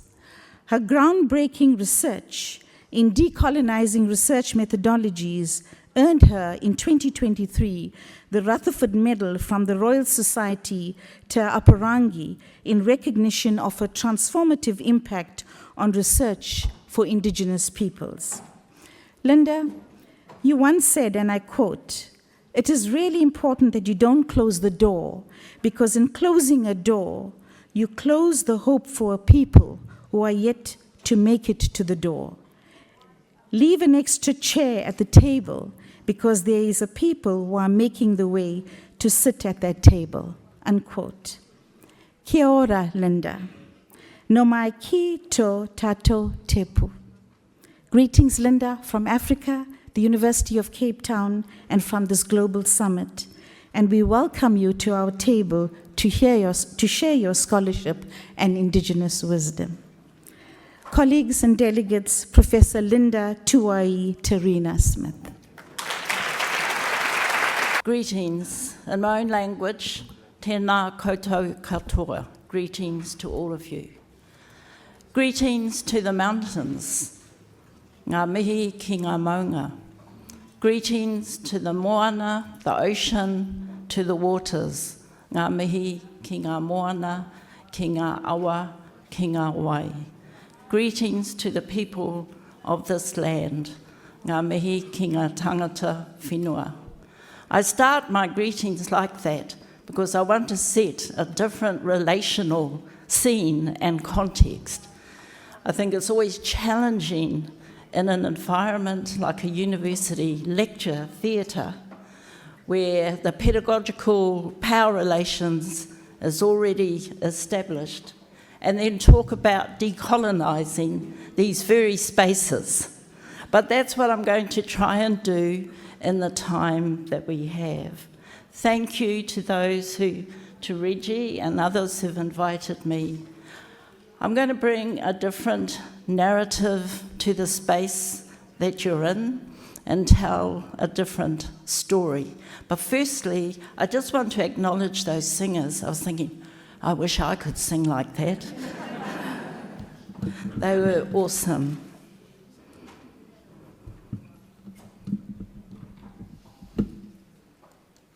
Right, I just got to get hold of the technology. Maybe I'll go back to this one. So I want to cover a few points. Firstly, I come from Aotearoa, New Zealand. I am Indigenous, I am Māori. I come from 3 different tribes, and I want to talk a little bit about what that journey means in my understanding of imperialism and colonialism and academic spaces. I want to talk about a decolonising approach, and particularly about decolonising an ecosystem, the academic ecosystem, which I've spent my entire life trying to understand and navigate.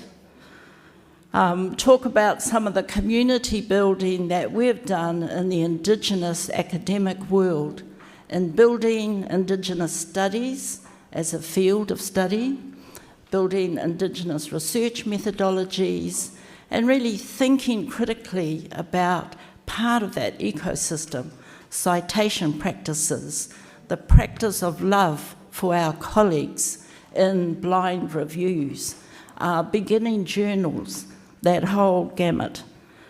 Thinking and applying that in terms of how do we disrupt these norms that are just part of the oxygen that we breathe in the academy, and how do we use that to create different spaces, design new spaces for the world that we want to be a part of. And finally, hopefully I get to this, what do these terms mean? When you sit around promotions and you talk about excellence and talk about merit, talk about international. What is international from here in Cape Town? What is international when I sit or stand in New Zealand? What is international when I'm in the US? These are really, the bread and butter vocabulary of how academic merit is often defined. When you're outside those spaces, they are incredibly mysterious terms.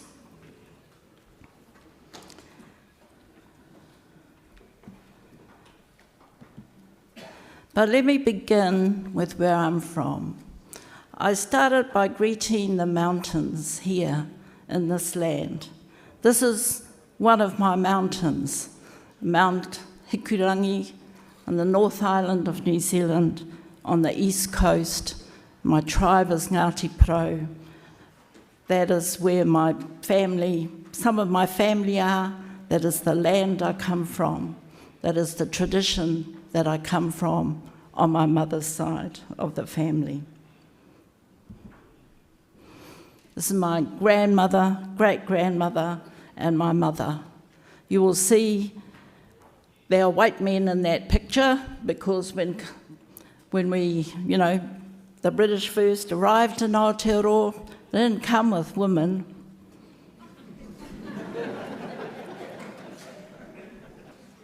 Our own navigation stories of Pacific people who traversed the Pacific is a story of people who navigated as men and women on canoes, double-hull canoes across the Pacific.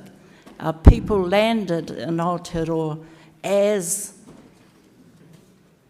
families, as men and women, with children. That is not the tradition that colonialism brought to New Zealand. It was very much a patriarchal system. And that has had this huge impact in our understanding and our experiences of colonialism. This is the other side. This is my father's side. We have a mountain there too. Every tribe has a mountain. And those mountains just aren't sort of geographical features. They're our relations. They live, and we have to live in relation to them. New Zealand is a volcanic country. And if there's one thing in a volcanic country you come to accept, you can't control a volcano. Humans cannot control Earth. It is not the role of humans to control Earth, to control everything in Earth and on Earth. Humans have a responsibility to live in relation to Earth. Here are my dad standing there. My father is a retired but not retired professor. I mean, I don't know any professors who retire, but I also don't know any Indigenous people who retire, because we have to work hard to live. And my husband, who's also a professor, and my daughter, who doesn't want to have anything to do with being a professor. And on this side, you can see my dad, my great-great-grandfather, who's been arrested, my grandmother, and this one in the black and white photos, my great-grandmother. And in this tribe, all our land was confiscated by the New Zealand settler government because we were seen in rebellion. And it was confiscated basically 6 generations ago. Young people now think, oh, 6 generations ago. You know, that's a long, long, long, long time ago. But actually, it's within living memory. It's within the stories I learned as a child growing up, and the implications of being made landless was what my great-grandmother lived through, my grandmother lived through, my great-great-grandfather lived through, and my father lived through.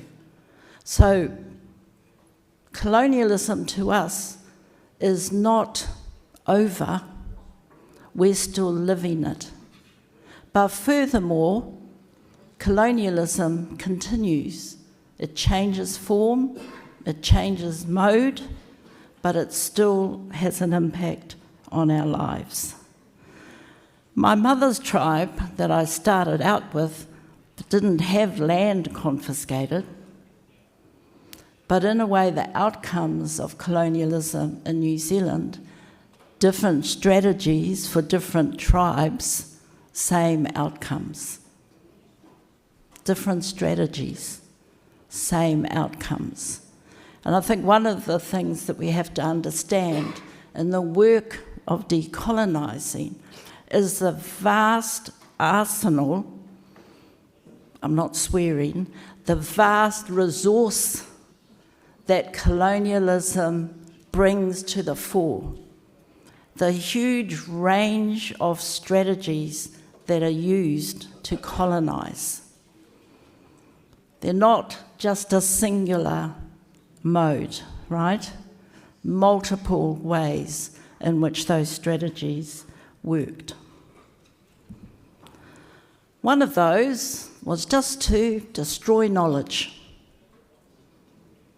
And I use this image to have you think about what it means to have your knowledge system smashed to smithereens, because that's the story of Indigenous peoples. Smashed to a point where you can't really recognise, you know, you probably all figure out that's an egg, but what if you didn't know what an egg looked like? Right? It's unrecognisable. And when you smash a knowledge to pieces, you shatter a people. You shatter relationships. And it's not just that the pieces are broken.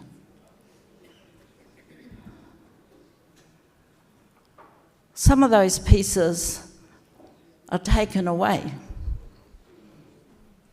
All right? They're represented in museums all around the world. Some of those pieces are simply lost. And some of those people, the people themselves disappeared with. They hid them. They buried them. They tried to protect them. So imagine what it is to talk about decolonising the academy, which has come to represent, for many Indigenous peoples, the story of what happened to our own knowledge. To be in the academy, which purports to know everything about us, because it took everything from us, and then represented it back to us in a language that denied our humanity, that denied our creativity, that denied our innovation, that denied our intelligence.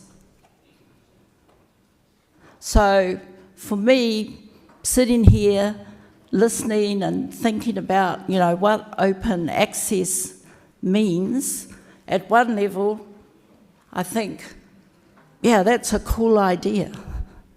But to decolonise a system is to think about every part of that system, the ecosystem. And it has a number of jobs to do, right? One of those jobs is to dismantle aspects of colonialism. And I note there's been some dismantling that's gone on here at the University of Cape Town with a very famous statue. We dismantle statues as well in New Zealand, and sort of heads disappear into rivers and various things. But on its own, it doesn't dismantle colonial structures, right? We also have to be creative. And I think that's a part about decolonising that people don't realise, is there's a huge part where we have to create. We have to recreate some of what was lost, but we have to create things that are new. And part of that new creation is a new creation of us, of who we are, of our relationships. We have to think differently about our future and what that means. I think W.E.B. Du Bois talks about the sort of double consciousness, which this image I'm trying to capture, when you get all tossed around and unsettled by a settler colonial state, you are thrown into this sort of state, not so much of confusion. You're not confused, you're trying to survive. You're trying to rebuild. And you're trying to do multiple things every day to make a difference. So one of the ways Indigenous peoples have fought back is really to focus on knowledge and education. The irony is education was used very much to assimilate us. It was used to take away languages or to force a particular language. It was used to supplant a knowledge system with another knowledge system.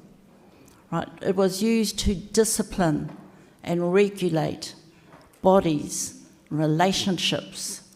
It was used to transform Indigenous relationships into Christian models of relationships, gender relationships, age relationships, tribal relationships, extended family relationships, relationships to land, relationships to water, relationships to animals. Schools played a powerful role in doing that. So the Declaration of the Rights of Indigenous Peoples really represents this huge and amazing piece of work, because Indigenous peoples by definition are not countries. We're not nations. We're not states. We're peoples. We live, for us as Māori, in our own land. That mountain that I showed you, my tribe lived there for hundreds of years. But it's not our land in a private property sense. All those relationships have been distorted and assigned different kinds of categories and classifications. And I really want to sort of emphasise, when we're thinking about ecosystems, academic ecosystems, think about a library. You're librarians, some of you. You're information scientists, some of you.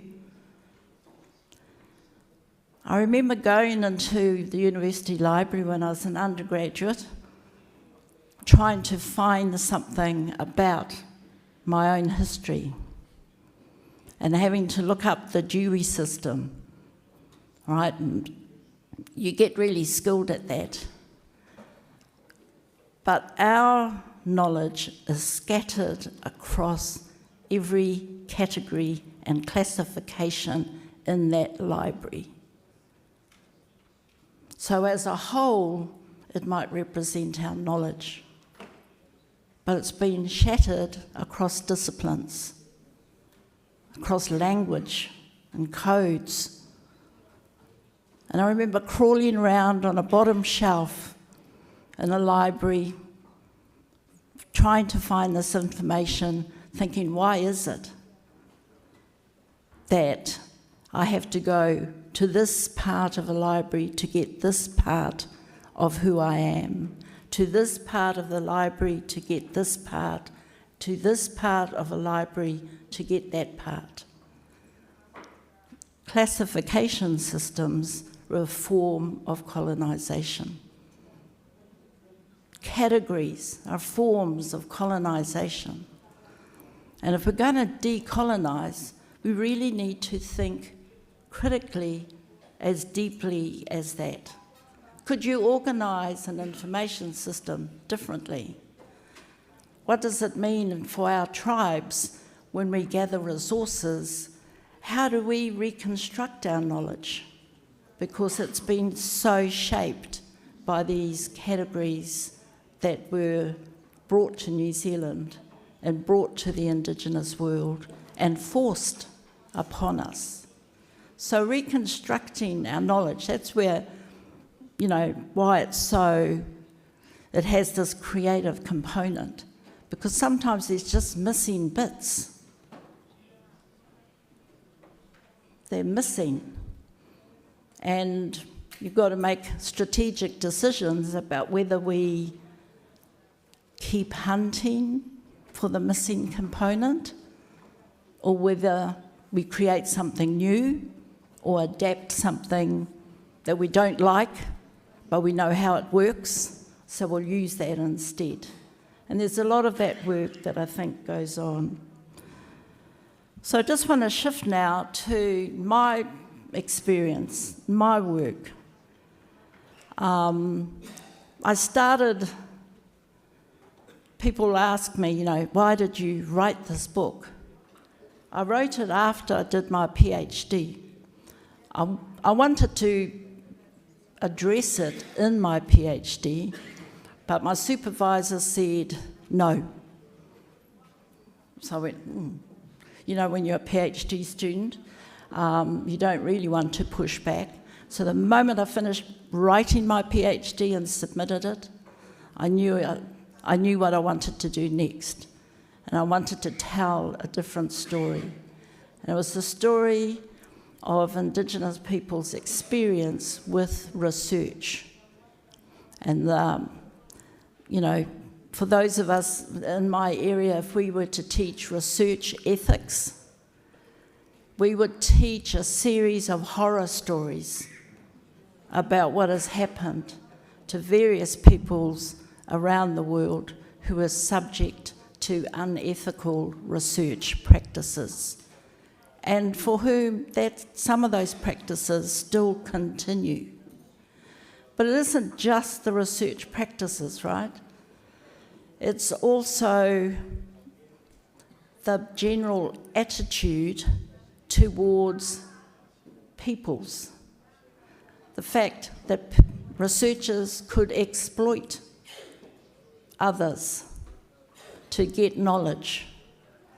The fact that they saw themselves as experts of a community, and that those people in that community were ignorant of themselves. So that sort of exploitative and what's called extractive process of research is what I wanted to tell a story about. But on its own, that's really just a horror story. What I also wanted to show is, you know, all cultures have knowledge. They wouldn't survive if they didn't. They have a theory of knowledge. They have a system of knowledge. And for my culture, we had very explicit ideas about knowledge and where knowledge came from and what it meant for humans to be gifted knowledge, what responsibility came with knowledge. And I wanted to tell a story about us as researchers, because if you had knowledge, you also were curious. You sought knowledge. You tried to adapt to environments. And our tradition is a tradition of navigating the Pacific Ocean. And there are many anthropological theories, right, about we got there by accident. I don't know if any of you have been to New Zealand. You do not get there by accident. You die in the middle of the ocean.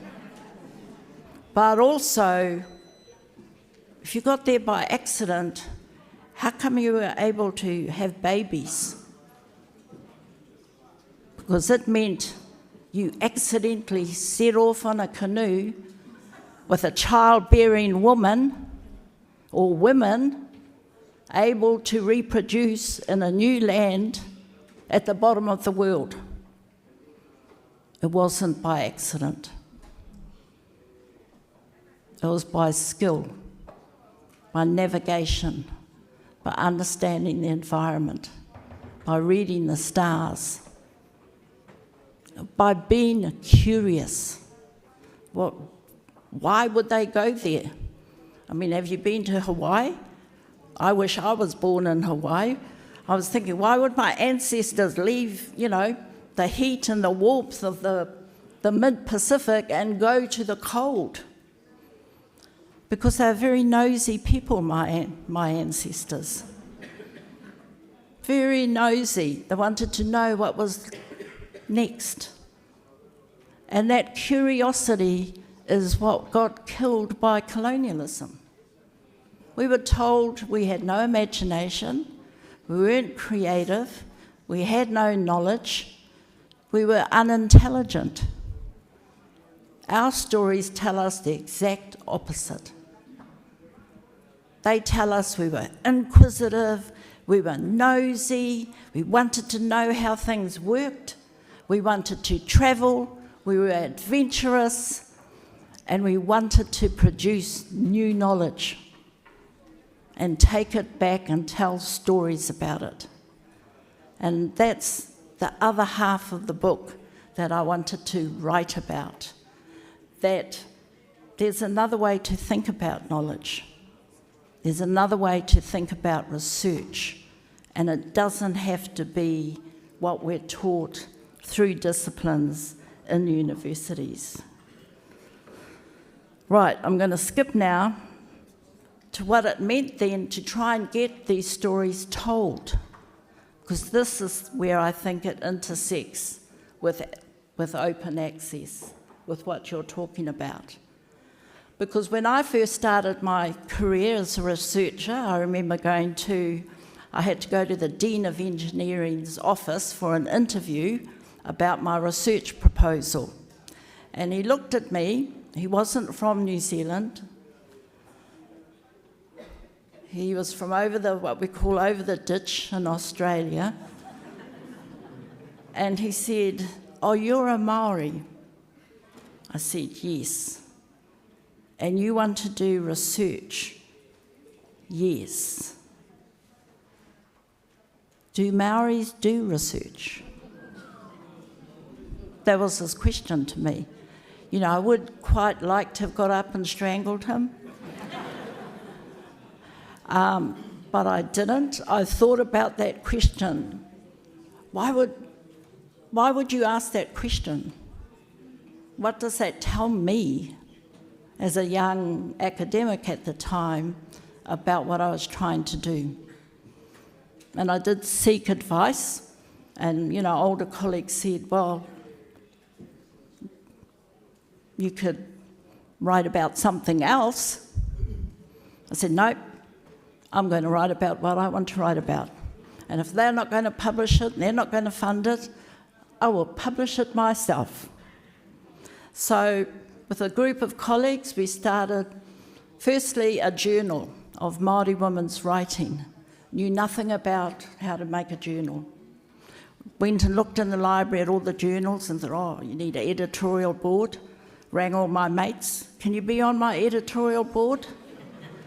Then we needed editors. What's an editor? Who's going to be the editor?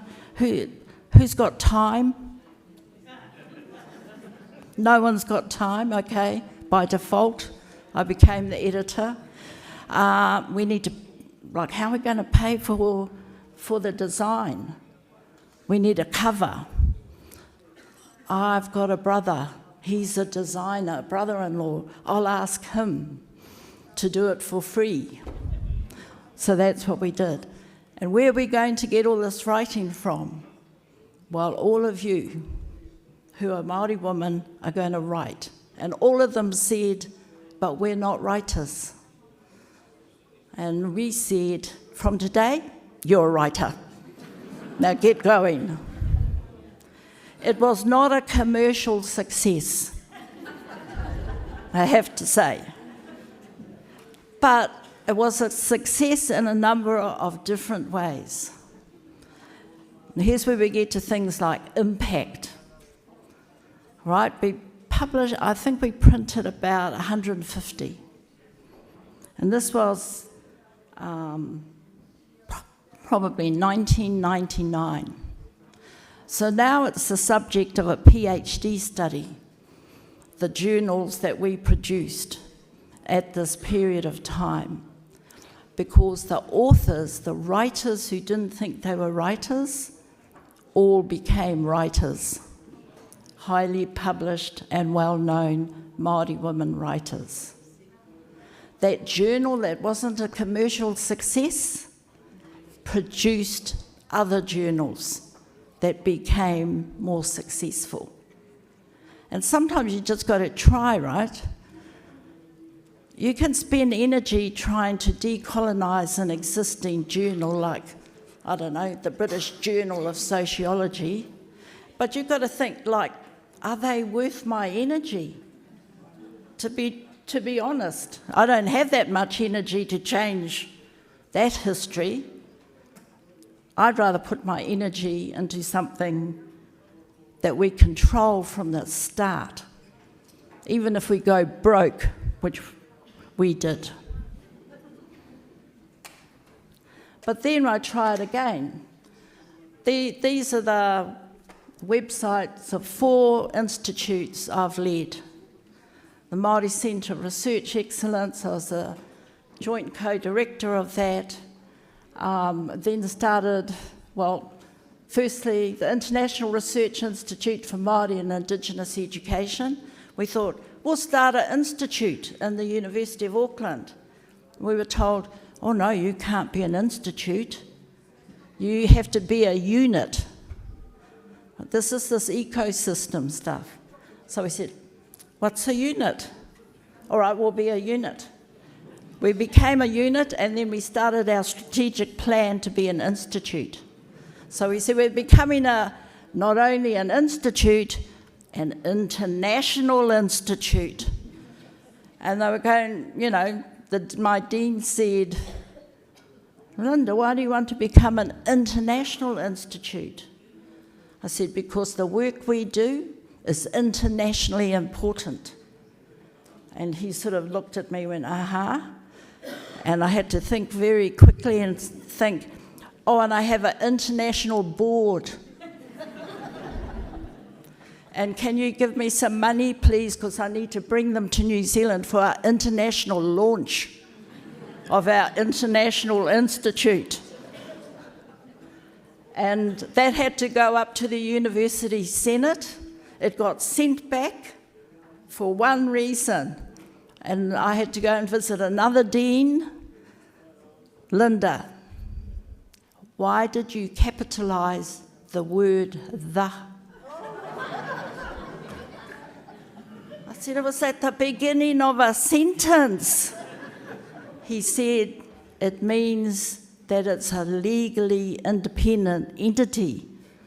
Can you just not capitalize it? So I said, well, what do I put at the beginning of the sentence? Anyway, it went up, got recognised, came back down again. Right, it's in the world then of research. What does it mean to create research community? What does it mean to mentor students? What does it mean to gain funding, do proposals? What does it mean when you get a terrible review which says your research stinks?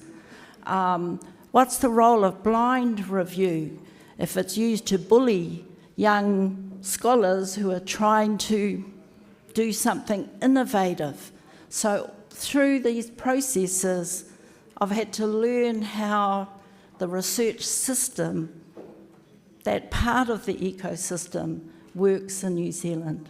And I heard someone, you know, talk earlier about assessment, research assessment. So New Zealand has an assessment exercise. You know, how many times are you cited? Do you publish in an international journal? So we decided we'd create an international journal. And we would do an online international journal for graduate students. So with every barrier, we've had to think creatively about how to smash it. How do you break through that? And while I can stand here and say, you know, looking back, there's an element of fun in trying to do that. It was also hard work.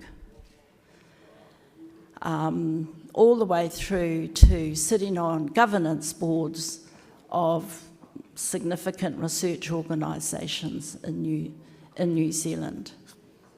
So I do understand the complexity then of this ecosystem and the way in which the different constituent parts work, because they're not, all right, the parts of it not necessarily bound to each other. There's semi-autonomous components, there are autonomous components, there are free radicals that run through it, there are institutions, there's curriculum, there are promotion mechanisms, and it does all work together. And it is that system, if you like, that is a system of power. It's a system that credentials and legitimates certain approaches to work, to what counts as research, to what counts as a publication in our setting, and to what counts as impact. And I'm glad I'm not a young scholar. I'm at the end of my career. But I think for our young scholars who are coming through, it is a huge and overwhelming task to contemplate doing anything innovative, let alone Indigenous, having it published in ways in which the institutions recognise it, and being able to build and develop a rich career that's joyful, right? A joyful career. Now when I look at young scholars and young colleagues, half of them look miserable, right? And when they ask me what kind of research I'm doing now, because I'm in my 70s, I just say fun. I do fun research. I'm not going to do any research that doesn't bring me joy. Our research, our work should bring us joy. Writing should bring us joy. Publishing should bring us joy. I think that's really important, otherwise why are we doing it? So, just to get to the end, because I know there's some really important activities after this I want to engage in, I did sort of think about, some questions for you to answer, not right now, maybe over cocktails. What do these terms mean? What are our citational practices, for example?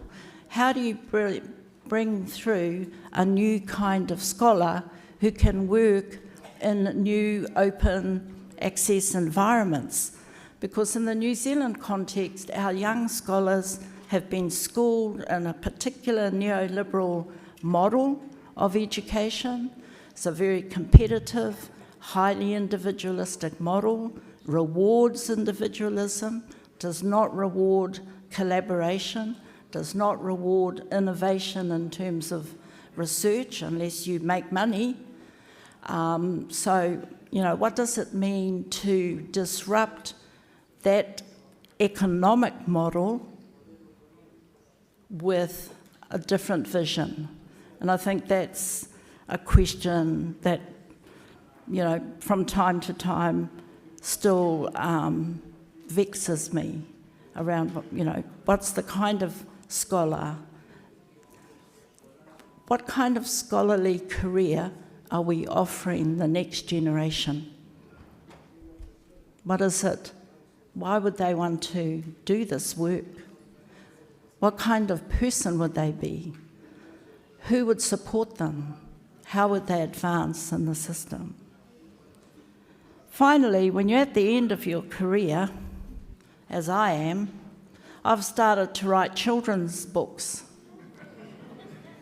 And they're not any old children's books, because these books are all about addressing trauma. And I've spent, the last 20 years working in the area of intergenerational historic trauma and the impact that it's had on our communities. But if you think about it generally, the one group that witnesses and experiences trauma most is children. And then if you go and look in children's bookshops or children's literature, there is hardly any literature that speaks directly to them.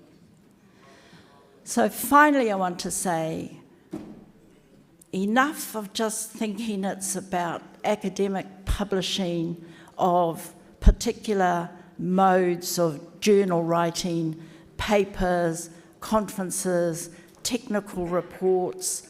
I think it's really important to broaden the scope of what counts in terms of what we produce. All right? Because ultimately, to me, how does my work help heal my communities? How does my work help stop oppression in the future of our communities? How does my work help the next generation of Indigenous people know their stories? How does my work help others smile? How does it bring them a sense of peace? How does it help them resolve and solve problems. I mean, I think as a scholar, you want to have that kind of impact. And one of the constraints, I think, of traditional universities that I've worked in is it's so narrow at times, you want to scream. It's so narrow in what's seen as excellent. That can't be good for society. Those narrow notions of excellence cannot be good for the whole of humanity. We have to broaden them out. And to do that, we need different modes of access, both for writers and researchers and for audiences. They have to be able to access in different ways. So sorry I've taken more time than I was given, but thank you very much for listening, and I look forward to engaging with you. Before you take your seat, I won't add on anything, but since you want to partake to the later activities, as a gift to us, this will help you along from the organizing committee to thank you for giving such a lovely talk and gracing us with your time. Thank you so much. I'm going to call on now some of the government representatives that have graced us for this meeting. I will start with the representation from Angola. The First Secretary of State, Dr. Alice Almeida, you can come and give us a message from Angola. Thank you.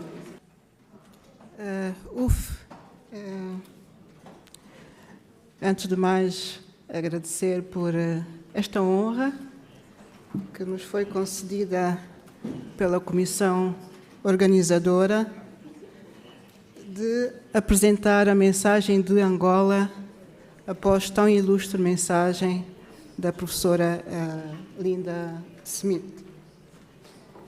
Acho que é uma grande responsabilidade e o consolo será que certamente a mensagem de Angola vai ser ouvida, porque estão todos ainda atentos ao resultado da excelente apresentação que foi feita. Excelências, membros da direção da Universidade de Cape Town, membros da comissão organizadora desta cimeira, colegas da delegação que me acompanham, minhas senhoras e meus senhores, primeiro, calorosas saudações de Angola. Para mim é uma honra e um enorme privilégio poder estar presente na segunda Cimeira Global sobre Acesso Aberto Diamante, em representação do nosso Ministro do Ensino Superior, Ciência, Tecnologia e Inovação, e ter o prazer de, mais uma vez, juntar a nossa voz em português, os nossos esforços aos da comunidade académica e editorial de diferentes partes do mundo para um objetivo comum, a defesa do conhecimento como bem público.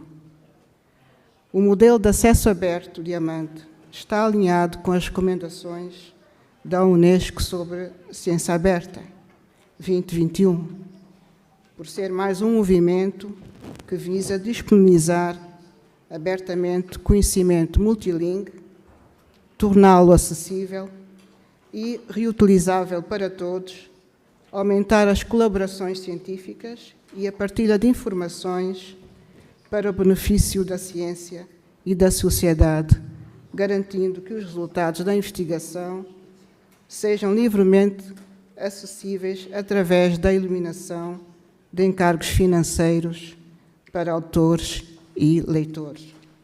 Angola, através do Ministério do Ensino Superior, Ciência, Tecnologia e Inovação, tem materializado o seu apoio à promoção do acesso aberto à informação científica para Angola.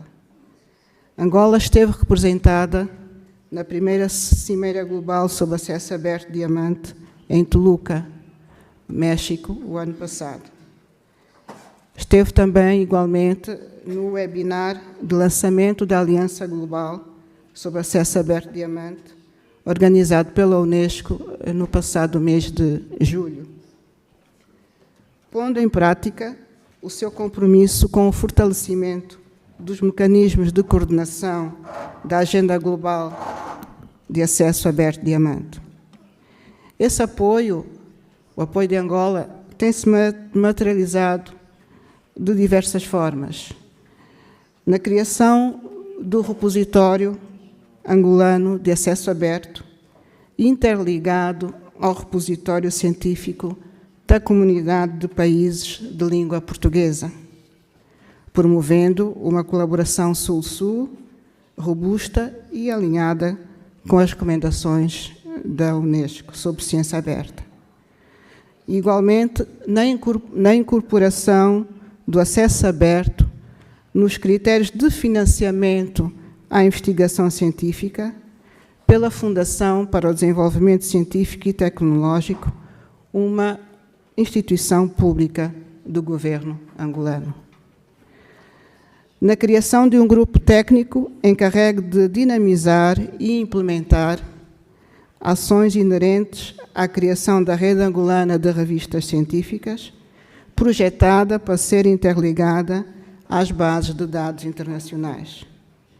Na criação de um grupo técnico para elaborar a política nacional sobre ciência aberta. E, não menos importante, na realização de workshops focados na formação e capacitação em comunicação científica, com representantes de instituições de ensino superior e de investigação científica, editores, bibliotecários, estudantes, docentes e investigadores científicos.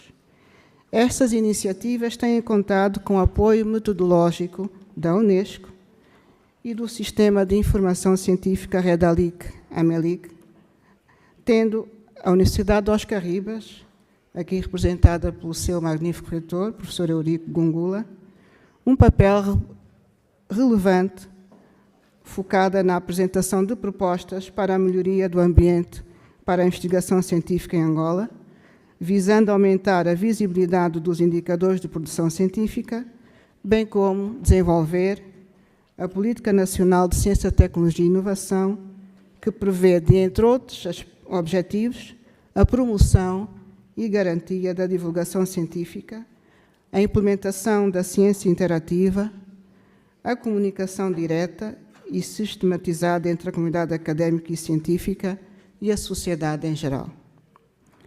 Para além disso, a revisão em curso da Política Nacional de Ciência, Tecnologia e Inovação, que está em curso com o apoio da União Europeia e da Organização dos Estados de África, Caraíbas e Pacífico, ou ACPS, por forma a adequá-la aos enormes desafios do desenvolvimento humano e ao cumprimento da Agenda 2030 das Nações Unidas e da Agenda 2063 da União Africana, é mais um passo para reforçar a manutenção de um ecossistema científico orientado para o acesso aberto diamante.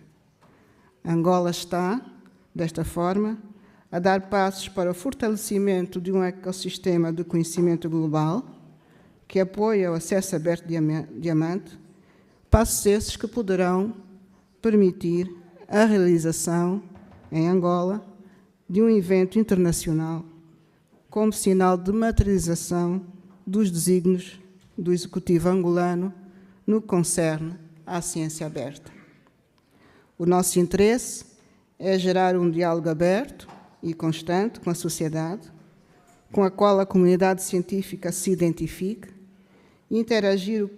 integrar o conhecimento científico na resolução de problemas, tais como a desertificação, o combate à fome e à pobreza e ao flagelo das doenças tropicais negligenciadas. E isso conduz-nos a apoiar a realização desta segunda Cimeira Global de Acesso Aberto no continente berço da humanidade. Desejo também que esta cimeira sirva como plataforma para a troca de experiências e de boas práticas para a delegação que me acompanha, para acrescer aos esforços que o nosso país tem promovido para o fortalecimento do acesso aberto diamante. Não posso terminar sem expressar os meus sinceros e calorosos agradecimentos à comissão organizadora desta cimeira, cuja dedicação e empenho foram fundamentais estão a ser fundamentais para o sucesso deste evento. Agradeço em especial ao Dr. Regi Raju pela sua notável liderança, apoio incansável e hospitalidade. O seu compromisso em assegurar que a delegação angolana estivesse plenamente representada, à qual anexou a responsabilidade de falar após a professora Linda, reflete não apenas a sua competência profissional, mas também as suas excepcionais qualidades humanas, que foram e estão a ser essenciais para o fortalecimento da nossa participação. Muito obrigada a todos. Thank you so much, Dr. Almeida, for all your support, as always. I will call on then Dr. Amula Trix from Namibia to give us a message. Thank you. I would like to stand on the protocol that has been established and just say good afternoon to everybody. And I was laughing when you pronounced my name, because when I came at the registration, one of your colleagues asked me, "And what is that?" I said, "It's my name." So I don't blame you. My name is Imolatrix Keinkos. I am the Acting Director for Research and Innovation. I'm from the Ministry of Higher Education, Technology and Innovation in Namibia. On the onset, I would also like to convey the greetings from our Honorable Minister of Higher Education, which was also invited, who also tried to make it to this August event, but unfortunately, because of other pressing issues, she could not be here. So we also just want to thank the organizers, Dr. Reggie, for inviting us, and also for the support that you have been providing to our team. Before I digress, I should get back to the paper. I was asked to share with you our approach to some of the issues from a national policy perspective, and that's what I can speak with because that's where that's the space I'm operating in. The Namibian research outputs have grown significantly over the years, and our researchers have published extensively in high-impact international journals. While we applaud that, we also are happy that we are seeing increasing numbers of local journals that are mushrooming. In order to ensure a streamlined and targeted national research agenda to address development needs, the Ministry of Higher Education, Technology and Innovation, through the Research, Science and Technology Act of 2004, have established a coordinating mechanism, namely the National Commission on Research, Science and Technology, and I'm happy to note that they are also represented here. To this effect, our national R&D funding have also grown from 0.3% of the GDP in 2011 to 0.7 in the last survey that we have done in 2022. And following this increased funding, we are witnessing a growing number of Namibian journals and publications. But despite these achievements, we have a relatively small research community, infrastructure, and limitations that are alluding to institutional weaknesses. And there is a de-link between the research outputs that address context-specific development challenges at the nexus of science and policy. Also, from the perspective of science and technology as a development function, limited research outputs have progressed in the domain of technological innovations to the extent that we would desire.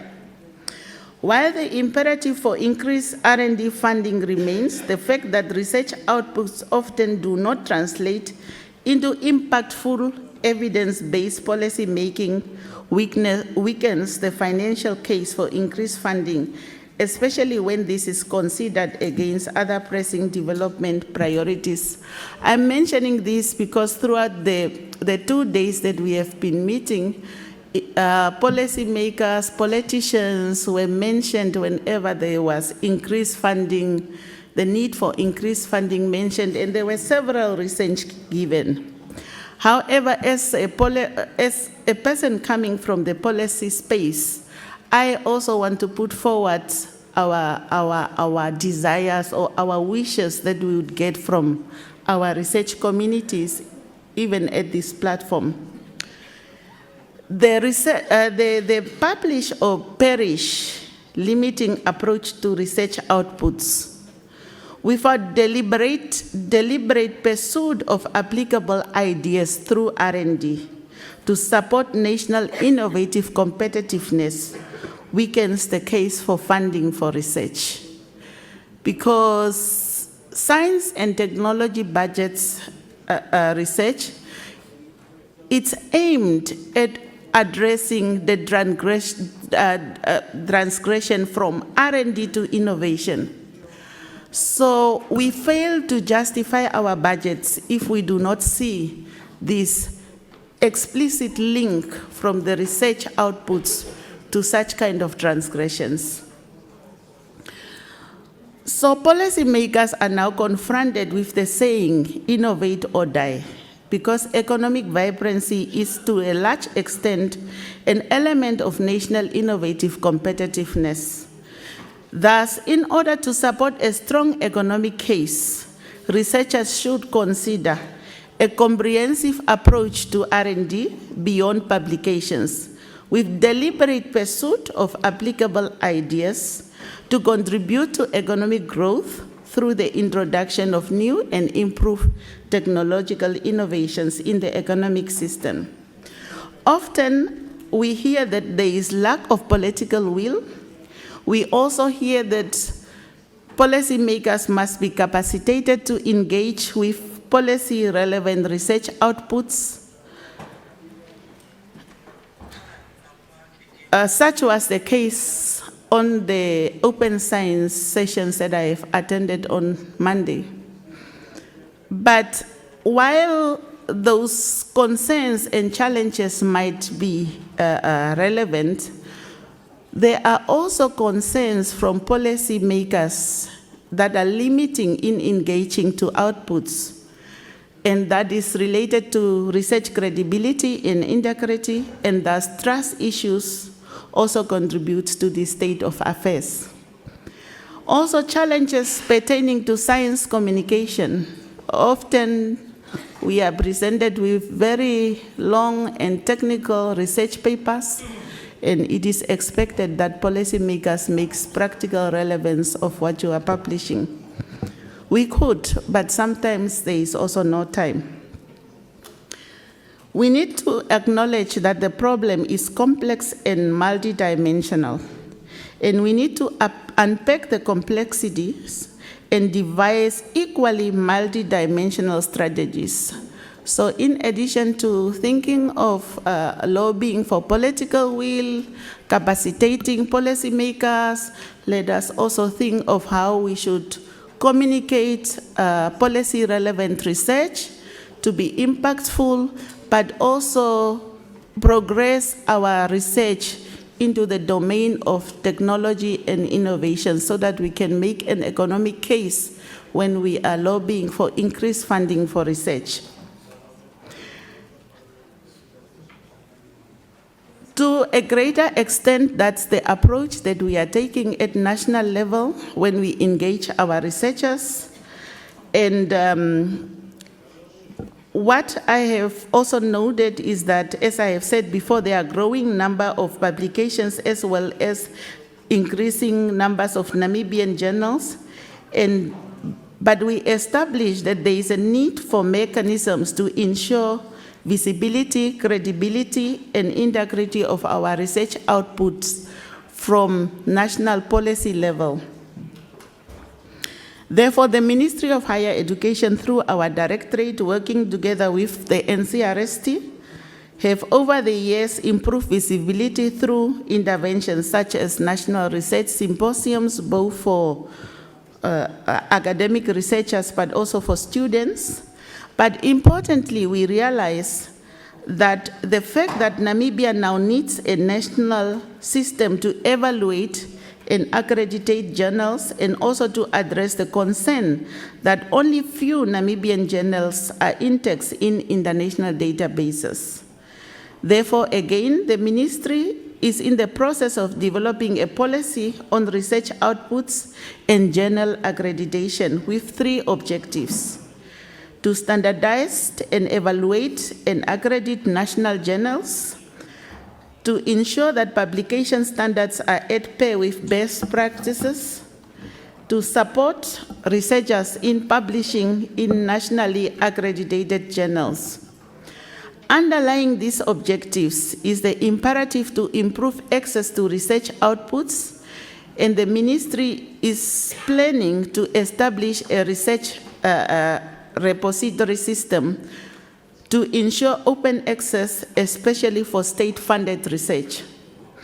Beyond making research and scholarly work accessible, we also consider initiatives to improve access covering the broader areas of open science using the UNESCO Open Science Recommendation as a normative basis.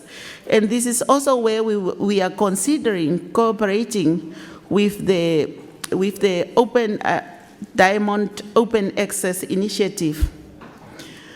We are also cognizant of the challenges of open science, and at national level, we are planning to commence a discourse as to what exactly open science could mean in our national context in order to ensure that open science aligns with our local needs while taking into consideration regional and international trends. Therefore, the second Global Summit on Diamond Open Access comes at a very opportune time, and we see it as an excellent platform for networking, benchmarking, and experience sharing. And that is how we really want to appreciate this opportunity to be here. Thank you very much. Thank you so much. Next, I will call on the Deputy CEO from NRF, Dr. Angus Patterson, who's the Deputy CEO under the NRIPS, the National Research Infrastructure Platforms. He's chasing me away from the platform. I've got to work with Knox every day. Thank you so much, Knox. Yeah, it's been a long afternoon, and I think I won't keep much of your time. We've certainly covered so many aspects by the previous speakers, so I'm not going to go into detail that I had anticipated. And the chair of the National Research Foundation happens to be the Vice Chancellor of UCT, and I know that he's also got other engagements, so I won't take too much of your time. The National Research Foundation has 3 key functions within South Africa. First is research support, which is orientated around granting, research assessment, and program management. The second is science engagement. And lastly, the portfolio that I manage is the provision of particularly large-scale infrastructure. Now, I think the key thing here is if you look at what's been spoken about all week, they've all got very deep linkages to open access and also open scholarship. And certainly listening to Professor Linda Smith, much of this has also got to be orientated towards decolonization and the way you do things, whether it's within granting, science engagement, or within the provision of infrastructure. It is exciting for the NRF to be part of the Diamond Open Access Summit, especially as we together develop practical ways to action equity in science communication. I've reviewed the program and am optimistic that this conference will further our understanding and, most importantly, the implementation of open access. I'm particularly pleased to look up and see such an international presence, because as we know, a diversity of ideas and a diversity of people always results in progress and novel approaches to tricky questions. Society is rapidly advancing towards a state of increased global digital interconnectedness, characterized by exponentially increasing data volumes and generation. The way we share and the way we analyze data is also changing very quickly as well. And most importantly, we need to move beyond just what we regard as a research endeavor, but how we engage with society and how we understand what society actually wants and needs. We're also moving into an era of big data and associated analytics, which will drive inter- and transdisciplinary research to new levels. The need to move towards more open system is a foundation for inter- and transdisciplinary research, and it's fundamental if we are to address key issues that face many countries in the global south, such as poverty, climate change, and food security. It was mentioned before, but I do want to reiterate. Global experiences such as the COVID-19 pandemic have demonstrated that open access to data and scientific knowledge can lead to a very quick acceleration in scientific breakthroughs and act as a catalyst for research and innovation enterprise. I personally find it quite challenging that it takes a global pandemic to drive us to this type of interaction and ability to work to each other, with one another. And one would hope that as a species, we can interact and collaborate in a far better way. As a driver of the democratization of knowledge, the establishment of an open science system on the back of this very quick technological change and increasing internet accessibility by the population in Africa, this type of open access approach and open scholarship will certainly strengthen the continent going forward. South Africa has developed and is busy developing an open science policy that, amongst other things, focuses on education and skills development. How we look at rewards and incentives is a very key component, and whether we drive the wrong behaviors. Open science and infrastructure. How do we provide infrastructure to who, how? Citizen science, sustainability, and of course, open access. South Africa and the NRF are very interested in equitable models of publishing where the Global South can take its rightful position in not just access, but contributing to the global body of knowledge for a better future for all. I just want to end off by just saying off script here that I was at a conference in Brisbane last week, which was orientated around international research infrastructures. And many of the topics that were discussed there mirror many of the discussions that we're having here. And certainly there can be a cross-pollination here. And if you really want to get into the heart of the beast, in many cases around decolonization, get into deep research infrastructure. So some of the topics that were discussed were big data and how you make data and outcomes more accessible, and in the formats that are usable by a wider section of society. The increasing role and the need of integrating humanities and social sciences into large research infrastructures, particularly working on their storage and analytical capabilities. Social justice in terms of access to research infrastructures for First Nations and addressing the history of colonialism and the resulting marginalization of communities and societies. And lastly, research infrastructure to produce data that's a public good. I'm confident that this event will build on a very solid foundation and that we have, and we will provide a lot more in shaping for the future and result in a lot more collaborative outcomes. So certainly from the National Research Foundation's perspective, we wish you well this week. I think there will be some very interesting chats. There's so much to do, so much to chat about. I certainly, just listening just to this afternoon's discussions, will be going back to both national and international research infrastructure community to really talk about open access, decolonization, and these type of topics, because they're very deep and they certainly need to be addressed. So I wish you well.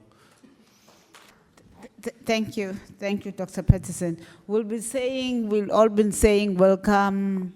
You are welcome at UCT when we are not really the owners of this house. The real owner will appear, Professor Musa Mushabela, who is also our board of the NRF. I will claim him. Thank you. Can you please officially welcome us and officially open the conference?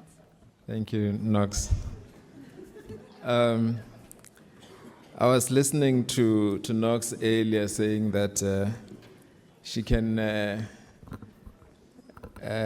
be disruptive and be rebellious because her CEO is not here. That only the deputy CEO came, so she will not get in trouble, but unfortunately, I am here.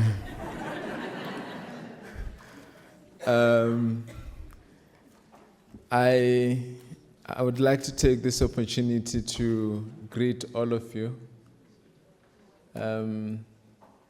It's been such a pleasure for me to see that there are so many colleagues from so many different parts of the continent, many parts of the world that are here. I was just looking at all the maps that are put on the little table here. I don't know if you saw them. The flags that are here. And I was enjoying that, and I was like, this is beautiful. And the setup whereby you're intentionally also being inclusive to make sure that people who need assistance in different languages can also get the support. And these things can look like small things, but they go a long way. It's so wonderful for me when I see our colleagues from Angola. They can come and speak in Portuguese. It's no problem, it's fine. Other people can speak in French, all in the same room. I hope that one day even our classrooms will be like this. I recognize that there is a number of people that are involved in the leadership and the organizing of this event that have come all the way. The local organizing committee, people that have worked hard to organize this work. There's a number of government representatives that are here, partners that are here. For me, mine is a small job really, to welcome all of you.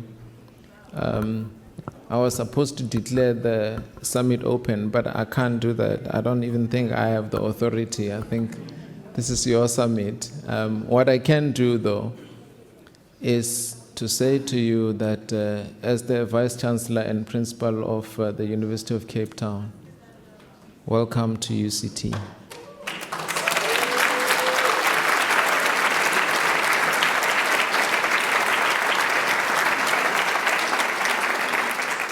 I also want to welcome you to Cape Town itself. It's a beautiful city, and I hope that you will have the opportunity to enjoy the city. We don't lay claim to it ourselves, so it's also for you to explore and enjoy. We also just want to welcome you to South Africa. Especially those of you who are coming to South Africa for the first time. We have a rich history, and I encourage you to speak to our friends and colleagues locally for them to share with you some of the stories. It was really good listening to your keynote, Linda. It's like you took us on a journey. And the story that you told, very powerful. It's very important that we think about challenging the dominant discourse. And I think this is really what is embodied in this meeting, in the summit. And as I think encapsulated by the story that Linda shared, you are also going to face challenges If you are going to try and take on a big beast, you will find pushback. And all I can say is I wish you strength. We will support you. When you win, it means that I don't have to pay publishing fees for my researchers. I can save a little bit, so I'll be behind you, cheering you on. I also hope that what it means, though, is that knowledge can be accessible. Just the spirit of what you embody in what you're trying to do. In itself, it's success in itself. There was a time when we could not sit and have these conversations. There was a time when it was almost like, it's not something that we should talk about. It was the elephant in the room. We all knew it. It was getting bad. It was getting worse, but we accepted it. But I am so glad that as the University of Cape Town, we can also contribute a little bit to that conversation, to that dialogue. Lydia, you were talking about dialogues, to the dialogue, and have conversations about these uncomfortable things that most people don't want to talk about. And I also hope that